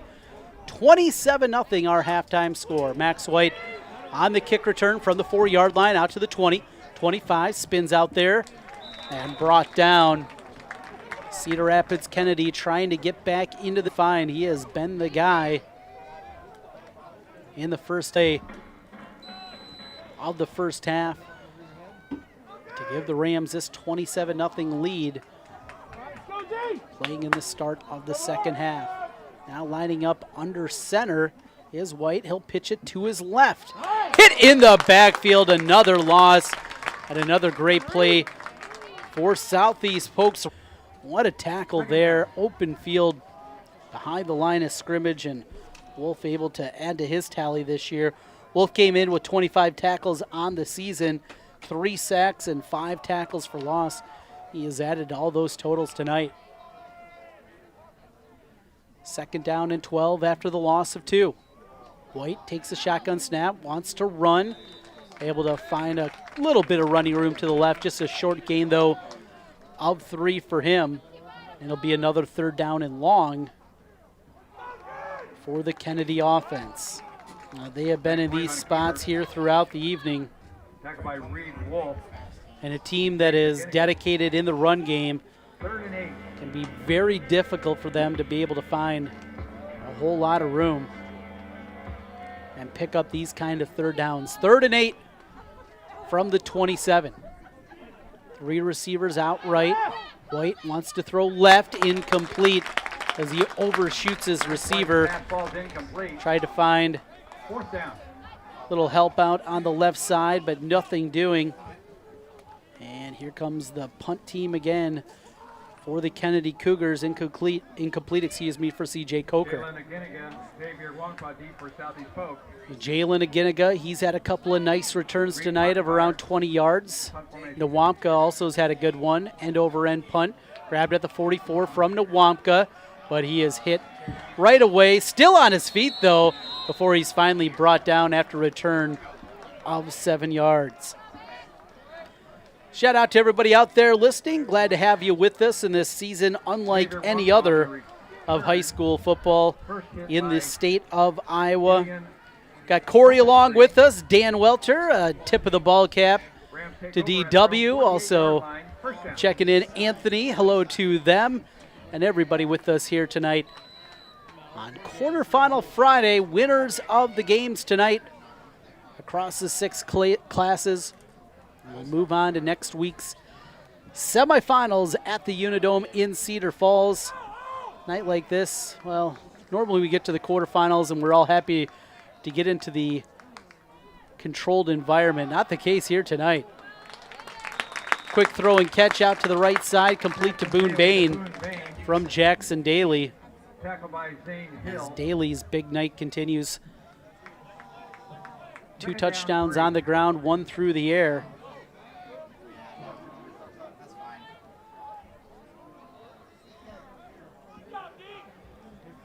It'll be a gain of 7 to the 45-yard line, 2nd down there.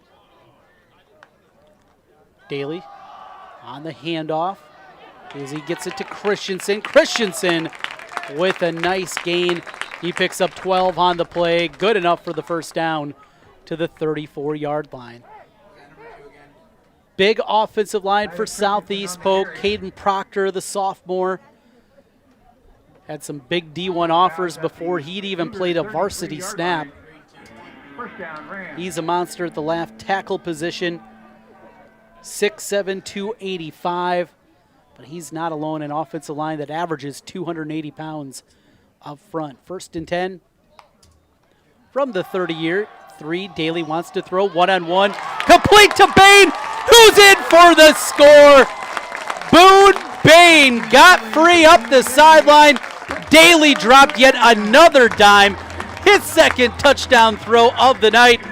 They're hooting and hollering in the end zone, having a great time. It's all Southeast Polk, and the Rams can smell the dome again. 33-yard touchdown pass. Jackson Daly with a strike. Defense tried to go up there, make the deflection as the Wilson extra point is good. Southeast Polk 34, Cedar Rapids Kennedy nothing. You're watching the state quarterfinals on CISN as we come back. Hi, I'm Joe the Car Guy with Westside Auto. I'm excited to tell you about our new lifetime oil change plan. When you purchase our plan, you'll never have to pay for an oil change again. If you get a different car, simply transfer the plan over. If that car's oil needs are different than your original plan, just pay the difference. It couldn't be simpler. You won't have to worry about inflation or prices going up. Give us a call at Westside Auto Pros to get details on the lifetime oil change plan. And remember, when I say lifetime, I mean your lifetime, not just your car's. Central Bank is proud to support the unmatched spirit of sportsmanship and hard work exemplified by our local athletes. We're fans of high school sports and the way the big game and hometown team rally a community. Best of luck to all of today's competitors. Play hard, have fun, and make something great happen. Central Bank, member FDIC. 34-0 and the kickoff from Wilson. It'll be grabbed at the 5-yard line for Cedar Rapids. Kennedy trying to get out. Back the other way, but brought down right away is Jalen Cotton. 34-0. If we get another score on the board for Southeast Polk, we'll move to continuous clock. Jackson Daly, 4 touchdowns for the junior quarterback from Southeast Polk. The lefty ended the first half with a touchdown as time expired. And the first drive of the second half, another one. This one a 33-yarder to Boone Bain. 34-0. Another score, though, would lead us into that continuous clock. Here's a handoff. Trying to get out to the left side, but bumped out of bounds right near the line of scrimmage on the handoff to DeMarcus Ray. Score remains 14-0. Ankeny with the lead over Waukee as they play into the third quarter in that one. The other quarterfinal in Class 4A, Pleasant Valley and Iowa City West, a battle of undefeateds, 24-21 as they get ready to start the third quarter in that one. Lead for PV over Iowa City West. 2nd and 10, here's White on the carry. He's lined up right in the middle. And again, another tackle for Reed Wolf as his big night continues. 3rd and 9.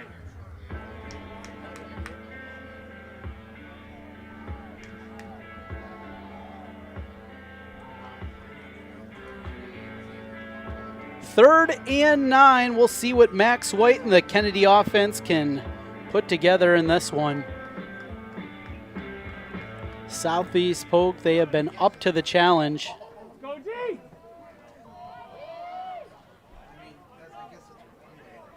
Single receiver on each side, couple of tight ends in for Kennedy. White wants to take a shot up the field. He's got a guy out there, incomplete.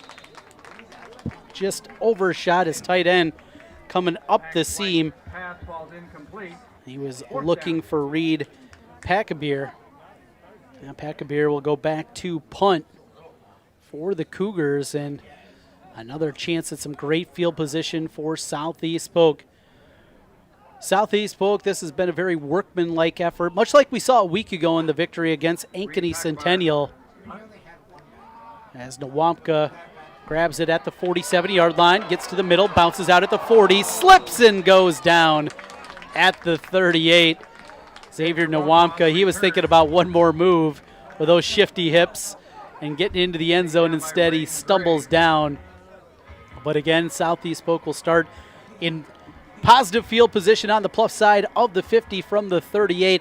Just been one of those nights where it felt like that field is tilted going downhill for Southeast Polk. They have had great field position. They've done a little bit of everything. Caleb Daniels, again, limping his way over to the sidelines. Seen that a couple of times now tonight.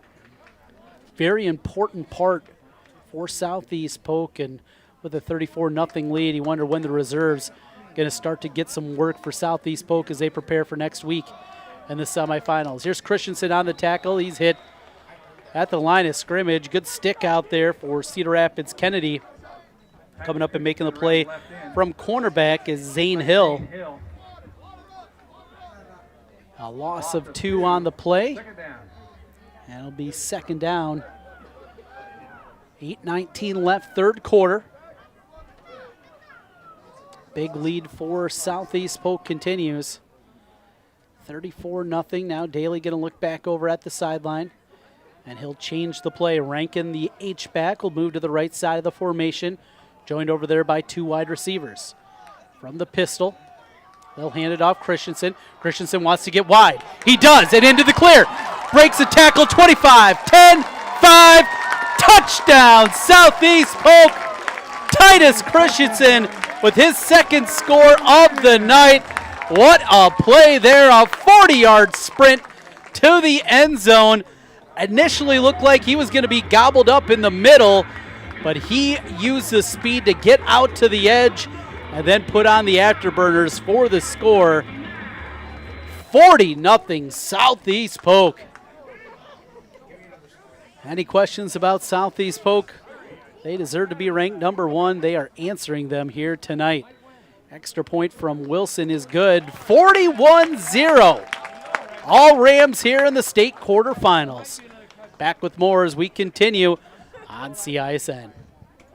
Obsessively, relentlessly. That's what you can always expect, even when faced with the unexpected. It's a service we take seriously, providing comfort in the rain, tools to help you save, a helping hand along the way, and from a safe distance away.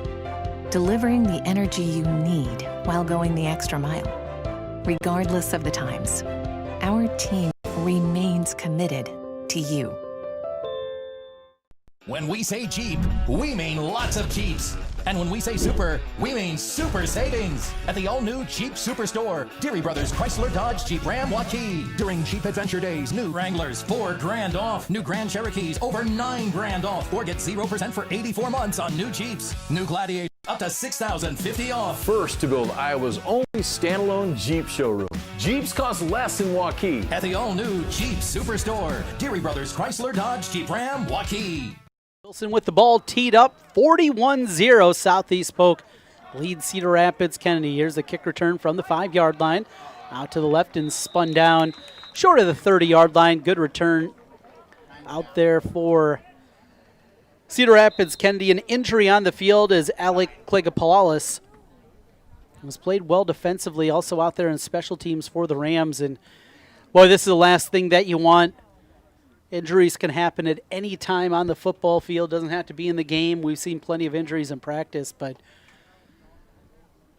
as you are, just about 20 minutes away of gameplay away from a berth in the semifinals in the Unidome. And senior Alec Kligopoulos is down at the 30-yard line. Checking on him as the training staff out on the field checking on him. Also, a couple of the coaches out there for Southeast Polk. He pops up to his feet. He is without his helmet, but he is going to be limping off. Still not going to be aided by any of the coaches, so at least on the surface, you'd hope some positive news there. Looks like a left leg injury of some type, ankle, knee, whatever it may be. But Kligopoulos will come over to the sideline and got to figure his night's going to be over for Southeast Polk. His defensive mates try to pick him up out there.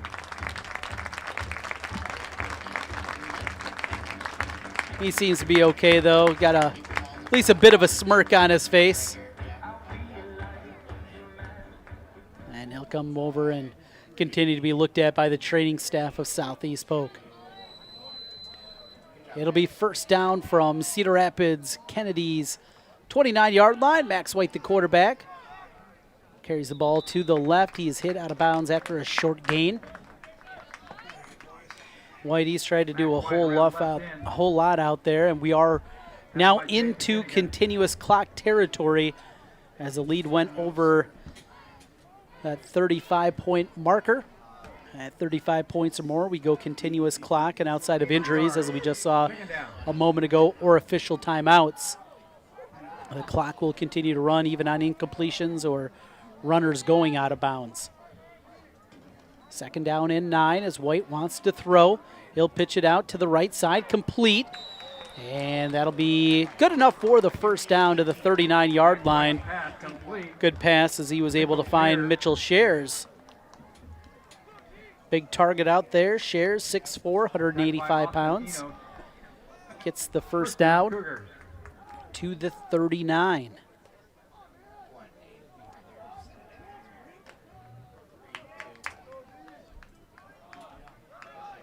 Three receivers lined up left for Cedar Rapids Kennedy, a single to the right. Max White, quarterback from the gun. Quarterback power play up the middle, breaks a tackle, to midfield, and another first down for the Cougars. So Cedar Rapids Kennedy going back to the ground game, and Max White, who came in with 1,300 yards on the ground, showing exactly why he's done that. Most of the starters out there right now defensively for Southeast Polk. Also seeing Davis Fairchild coming in for Kligopolis, helping out in that linebacker group. First and 10 for midfield for Cedar Rapids Kennedy. Another quarterback power, White. This time is able to get out to the left. Still on his feet and brought down by Aginiga. So it's a gain of 7 as the clock continues to run halfway through the third quarter. And most successful drive we've seen to this point for Cedar Rapids Kennedy coming here in the third quarter. Play call comes in from the sidelines as Devin Williams, a junior wide receiver, brings it in. Second down and 3 from the 43 for the Kennedy Cougars. Back to that power play with the quarterback. This time he's hit right at the line of scrimmage. Caleb Daniels there with the tackle. Talked about Daniels limping around a little bit, but he's still out there making plays for the Rams. And it'll be third down and we'll call it 2 from the 42. Need to get to the 40-yard line for the first, as the clock spins inside of 5 minutes left in the third quarter. Tight formation, 2 tight ends in the game. White from the shotgun, and movement up front as Daniels jumped off sides. That'll give Cedar Rapids Kennedy a first down. Fresh set of downs for them. They'll move it up to the 37. As deep as we've seen Cedar Rapids Kennedy drive the football to this point tonight, you know that defense, they want to get a shutout on the ledger for them. Kennedy wants to get back on the board and get on for the first time tonight. 41-0 the score, 4:20 left in the third. Here's White to throw. Steps up now, going to try to run. Gets through a Daniels tackle and another before he steps out of bounds near the 30-yard line. Good gain again from Max White. He is a slippery guy back there in the backfield. They'll mark him out at the 31 after the gain of 6. Second down and 4 out of the Kennedy Cougars.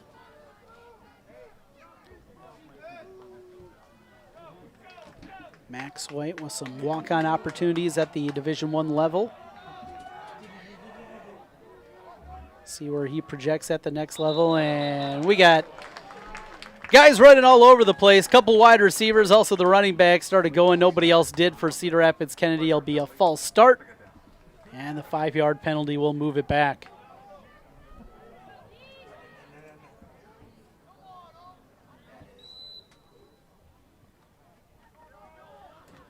So instead of second down and short, it'll be back to 2nd and 9 from the 36 for the Kennedy offense.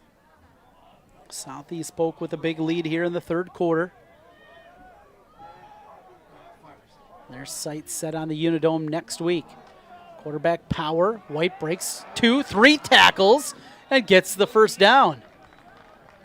A very simplified offensive attack now, and was able to get enough for the first down out there as Max White, boy, you can see why he has put together the season that he has had this year on the ground. Just that physical running. They'll mark him out at the 24, 1st and 10 there for the Cougars. 41-0, 2:35 left, clock in. Continuous clock time here. Kennedy trying to put an end to that. White to throw. Stands in the pocket. Now some pressure finally comes. Throws it up the field, but incomplete. Well out of bounds. It'll be 2nd and 10. That pass had no chance of being completed.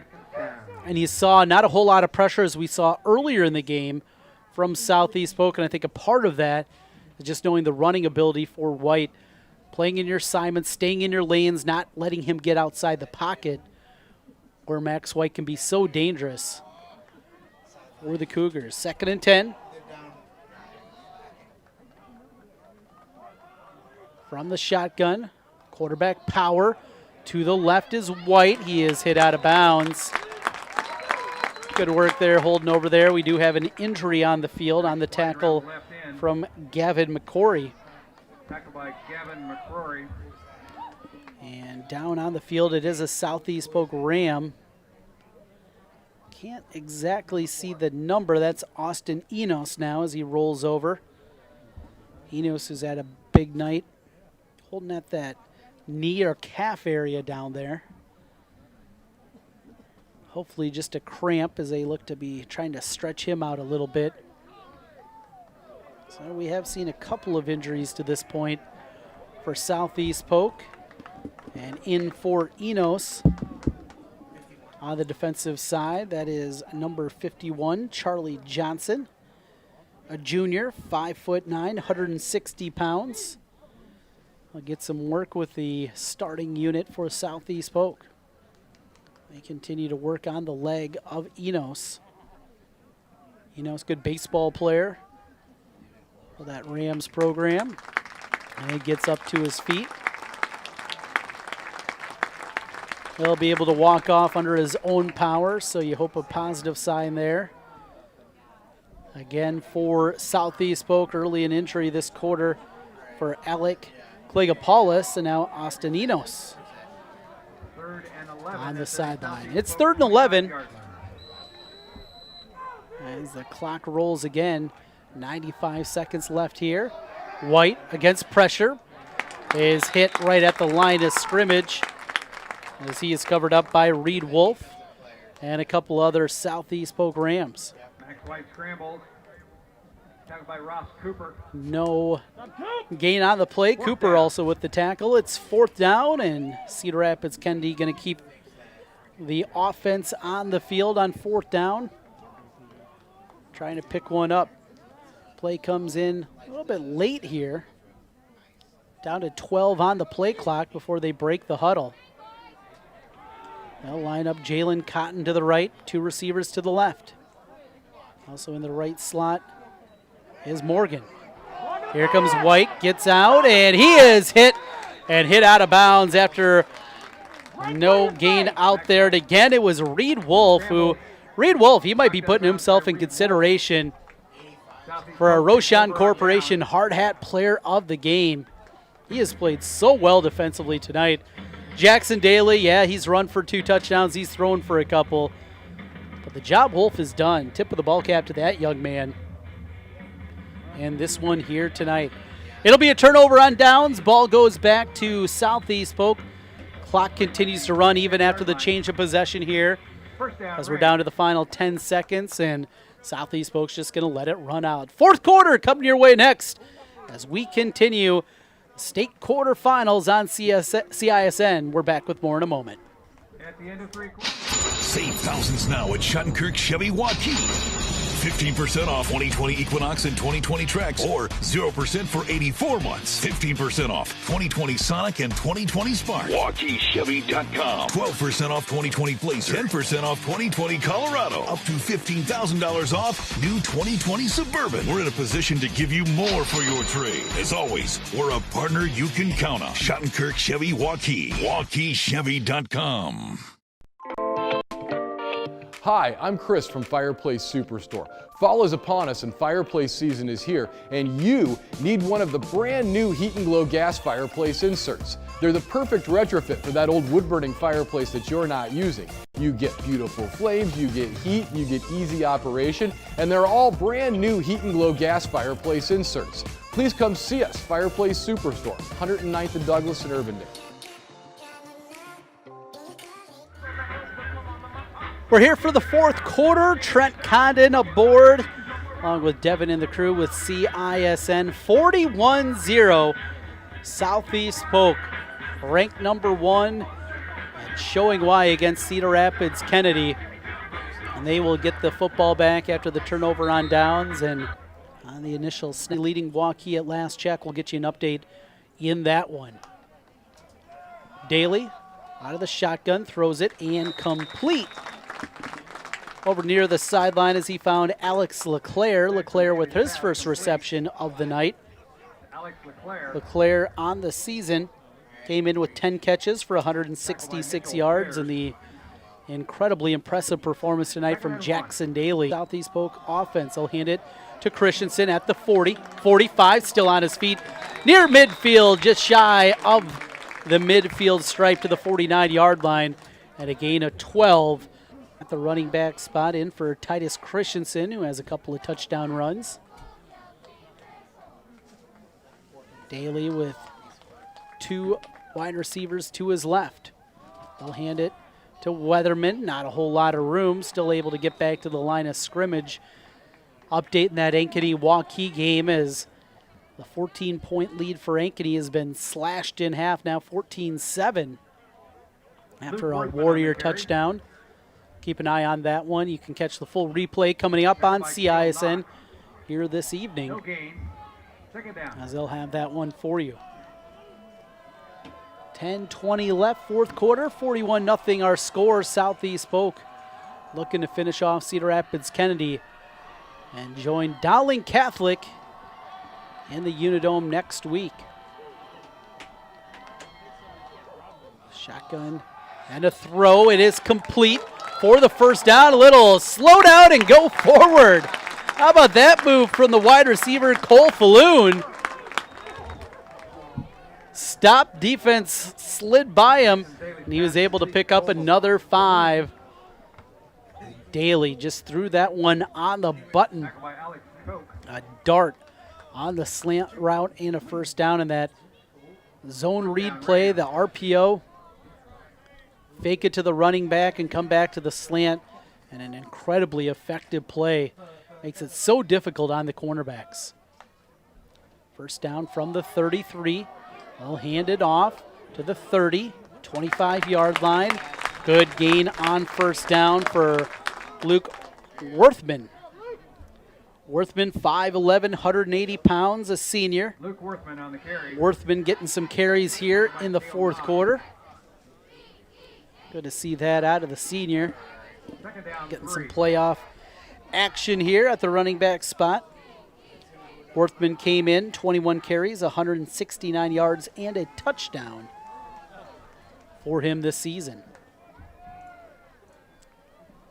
8:45 left in a 41-0 lead from the pistol. Worthman lined up behind Daly. They'll hand it to Worthman again. Able to jump forward for a short gain. Going to be just shy of the first down stick, as he'll get it to the 23-yard line. It'll be third and short, third and less than a yard, looks like, from the spot in the middle of the field. Long look over at the sideline for Southeast Polk, as Polk leads this one 41-0. We go inside of 8 minutes left in the ball game. Daly, single receivers on each side. From the gun, he'll hand it off to the outside. Worthman's got the first down.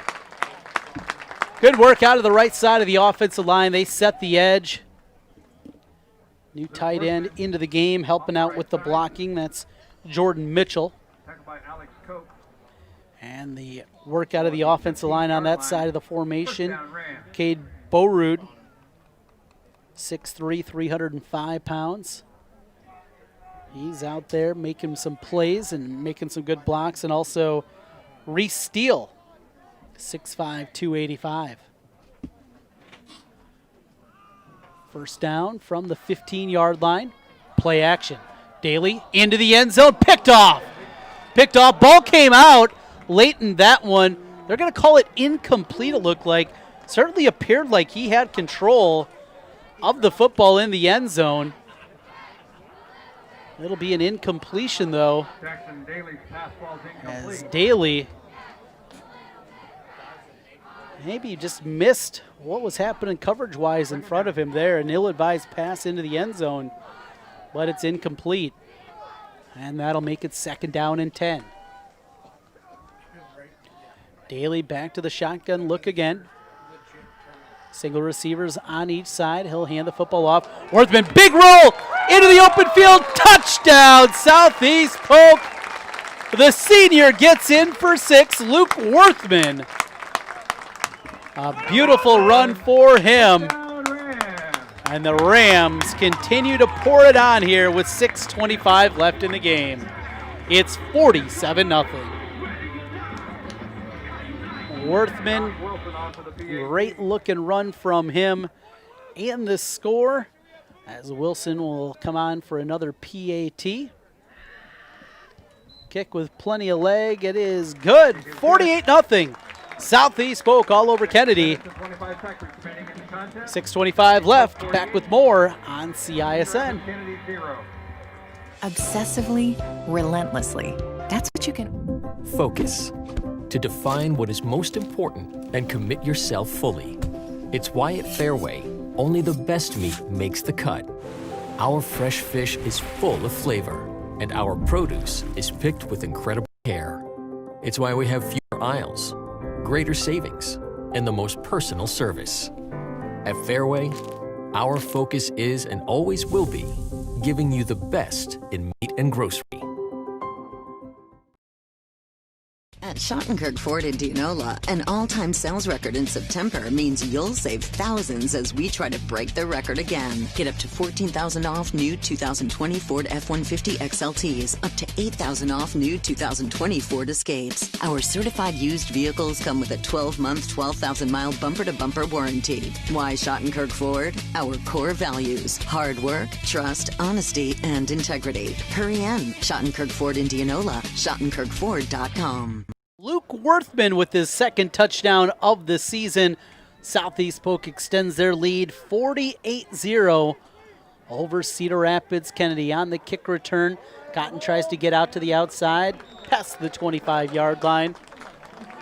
And that's where Cedar Rapids Kennedy will try to get on the board and salvage a little something on the long road trip over from Cedar Rapids here tonight to face the top-ranked Rams. Hung around her early on, but even from the get-go, Southeast Polk, that first drive, they did it through the air, a lot through the ground game. Christensen got on the board. We've seen Jackson Daly, 2 rushing touchdowns, couple through the air. This one has been a laugher. Southeast Polk 48, Cedar Rapids Kennedy nothing. Max White and a bobbled snap in the backfield. The running back able to cover it up, tried to run forward to Marcus Ray, but it'll be a short loss on the play, 2nd and 11. Marcus Ray on the carry. Just one of those nights for Cedar Rapids Kennedy. The Cougars, tip of the ball cap to them. Battled some COVID issues earlier this season, fought their way back, beat rival Prairie back a week ago in the round of 16 to get here to the quarterfinals, but a tall mountain in front of them with Southeast Polk, and the Rams have shown why tonight. White on the quarterback run to the outside, and he's brought down after a gain to the 35-yard line, a pickup of 7. Max White on a keeper. Tackled by Gavin McCrory. I look forward to next week. If you're looking for coverage of that one, I'll have you on the radio call over on 1460 AM and 106.3 FM. We'll bring you both semifinals play-by-play, including the Southeast Polk Rams, the winner of Ankeny-Waukee, Dowling Catholic, and the winner. Also, they will have the pairings announced tonight, so keep your eye out on that one, and we'll let you know who Polk will be playing in the semifinal. First down run for White. Now that's a big question here. You look at who will be in front of the Rams. It's going to be either Dowling Catholic, the winner of Ankeny-Waukee, and the winner of that Pleasant Valley Iowa City West game. So it'll either be an undefeated, the winner of West PV. It'll be the winner of Waukee an Ankeny, number 2 and number 4 in the rankings, or the 7-time defending state champion Dowling Catholic Maroons. This semifinal has got a chance to be great next week at the Dome. White with the carry out near midfield as he picks up 7. Adds to his rushing total on the night, down to 3.5 to play. And there is a whistle and a timeout. Timeout Cedar Rapids Kennedy with 3:23 left in the fourth quarter. Polk 48-0 lead as we come back. We might not always know what the day will bring, but some things are certain. The sun will rise and your lights will go on. That's because at MidAmerican Energy, we're obsessively, relentlessly committed to providing you energy when and where you need it, to connecting with you and keeping our communities safe and strong. Because the most important thing we put our energy into is you. We're obsessively, relentlessly at your service. In Iowa, we grow corn, but to us, corn is more than a cash crop. It's part of who we are. Corn supports our livestock, helping our animals thrive. Corn fuels us. Ethanol powers our state as we push towards a clean, burning future.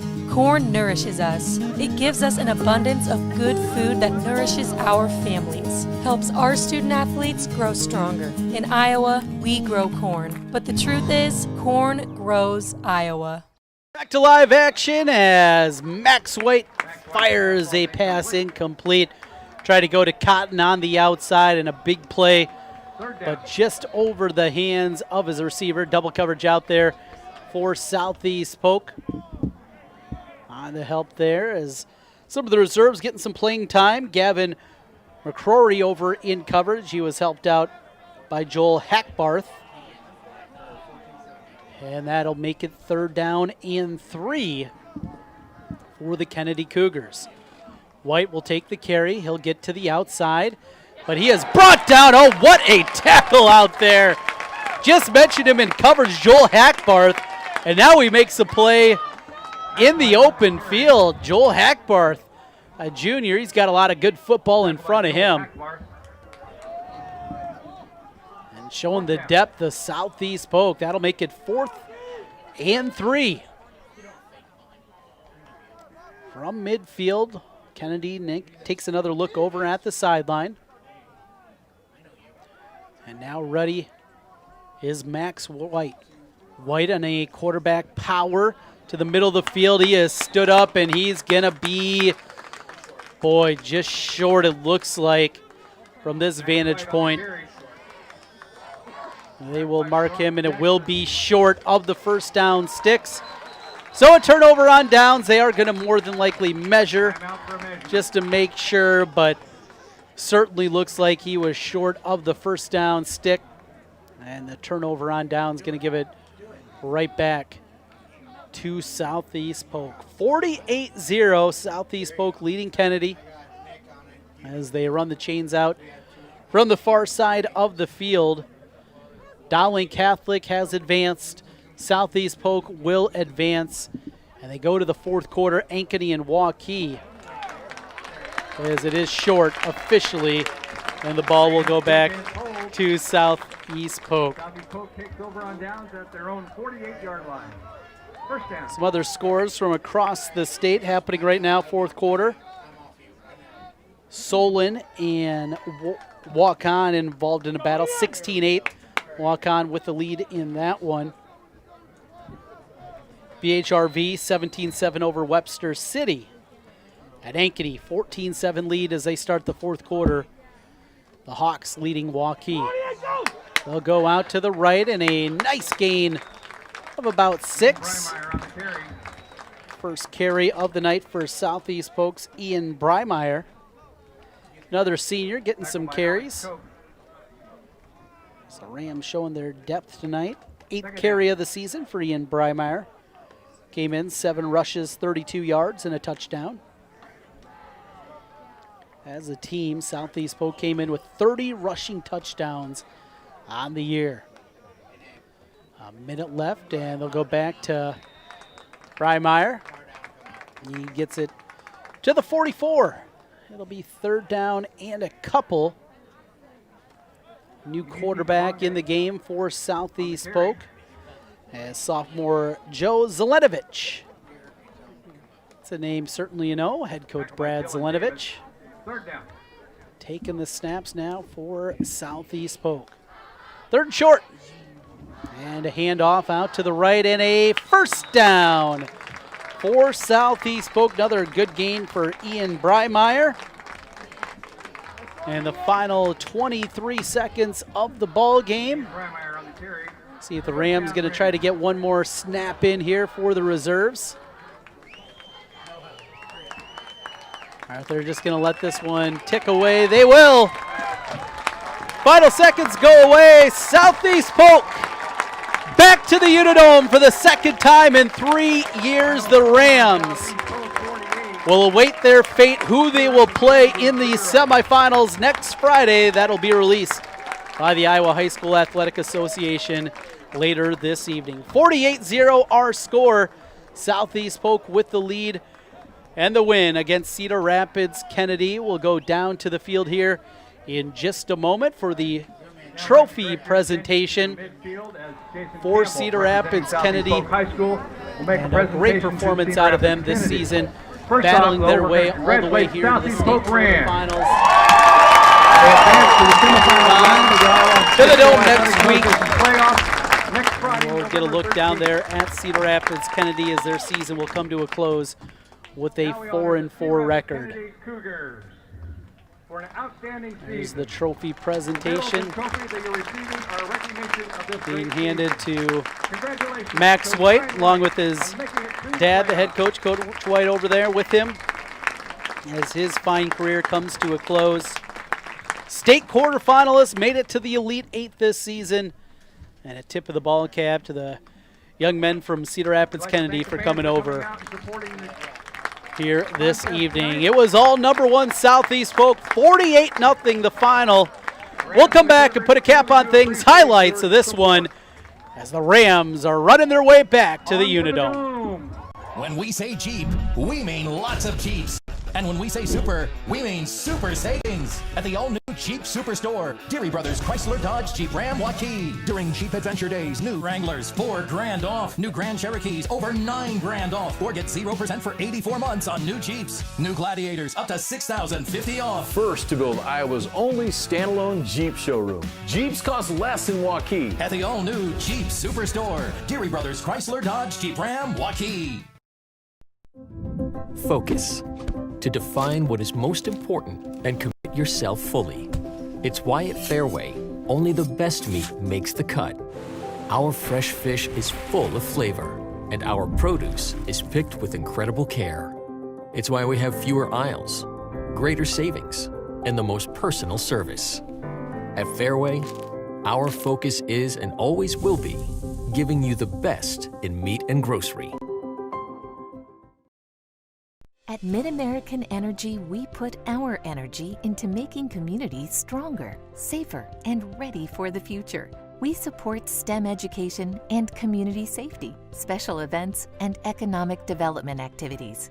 We energize our cities and towns just like we have for decades, all to help make your community the place where you want to build your business, your legacy, and your life. It's another way we're obsessively, relentlessly at your service. In Iowa, we grow corn, but to us, corn is more than a cash crop. It's part of who we are. Corn supports our livestock, helping our animals thrive. Corn fuels us. Ethanol powers our state as we push towards a clean, burning future. Corn nourishes us. It gives us an abundance of good food that nourishes our families, helps our student athletes grow stronger. In Iowa, we grow corn, but the truth is, corn grows Iowa. Welcome back one final time. Southeast Polk High School, a 48-0 win for number one Southeast Polk as they get it done against Cedar Rapids Kennedy. Polk moves on to the state semifinals next week at the Unidome. Start times 4 o'clock and 7:30 next week. A little bit of a change there as they're allowing a little bit of extra time in between ball games for sanitation of the Unidome and getting people in and out of the building. Let's take one final look back at what we saw here tonight, 48-0, Southeast Polk basically did whatever they wanted throughout this football game. Some pressure early in the game off the edge from Cedar Rapids Kennedy, but the highlights were incredibly rare for the Cougars. Coming off the edge and making the sack on that one for Kennedy was Garrett. Here is Jackson Daly on a little bubble screen to the middle of the field. Isaiah Manuel making people miss. He made his way all the way down to the 3-yard line. And Southeast Polk, anytime they got in scoring position, they were able to convert as they did on that one. The defense was the story. Here's Dominic Caggiano. Can't get there initially, but he was helped out by his friends. Caleb Daniels on that one makes a tackle for a loss. A big night for Caleb Daniels and the Polk defense as they pitched the shutout here tonight. 48-0 was that one. More defense from Southeast Polk. They tried to reverse late in the first half, but Austin Enos, who got banged up late in the game, he was there helping up with the tackle along with Andrew Reed, who had a nice night. Reed, Wolf, Daniels, Caggiano, all over the place for Southeast Polk. More defensive highlights as Max White. This was a big play, one of the biggest plays of the night for Cedar Rapids Kennedy. White at times was able to find some running room, but just too far in between for the Cougars. Late in the first half, 8 seconds to go. Jackson Daly steps up, sidesteps pressure, and then in the back of the end zone, he gets Isaiah Manuel for the score. That made it 27-0 at the half. And Southeast Polk was not done from there. Into the second half we go for the Rams offense. Daly, as they worked out of this shotgun a whole lot more. He looks to throw again. This time it was Boone Bain who ran past the defender. A beautiful throw from Jackson Daly in for the score as Southeast Polk added to their lead. Back to the ground game, this time Titus Christensen. Boy, you can see that world-class speed for Christensen there. He slowed it up at the 5-yard line, didn't matter, as he gets into the end zone on the 40-yard touchdown run as the onslaught continued from number 1 Southeast Polk. Back to Jackson Daly. This time a beautiful throwing catch, a little whoop, and a slide by Cole Falloon as he picked up another first down. Haven't seen the official numbers tonight for Jackson Daly, but they have to be outstanding. Then it was time for the reserves. This time Luke Worthman gets in with the touchdown run. Good feeling for the senior getting into the end zone again here at a playoff game as he ran it in for Southeast Polk. The lead extended on that. Max White trying to get something, one final attempt, but an open field tackle and a beauty from Joel Hackbarth. And the defense holds on with the shutout in a 48-0 win for number 1 Southeast Polk. Dowling has punched their ticket. Polk has punched their ticket. And we await Ankeny, Waukee, and Pleasant Valley, Iowa City West. And again, tonight, the Iowa Athletic Association will release those pairings as they reseed here in the state semifinals in all 6 classes, 4A down to 8-player. We'll find that out later here this evening. Final score for the final time from Southeast Polk High School. It is 48-0 the win for the Rams as they move on to the semifinals. For Devin Reese and the whole crew here with CISN, I'm Trent Condon signing up. Thanks for being with us throughout this Iowa high school football season. Good night, everyone.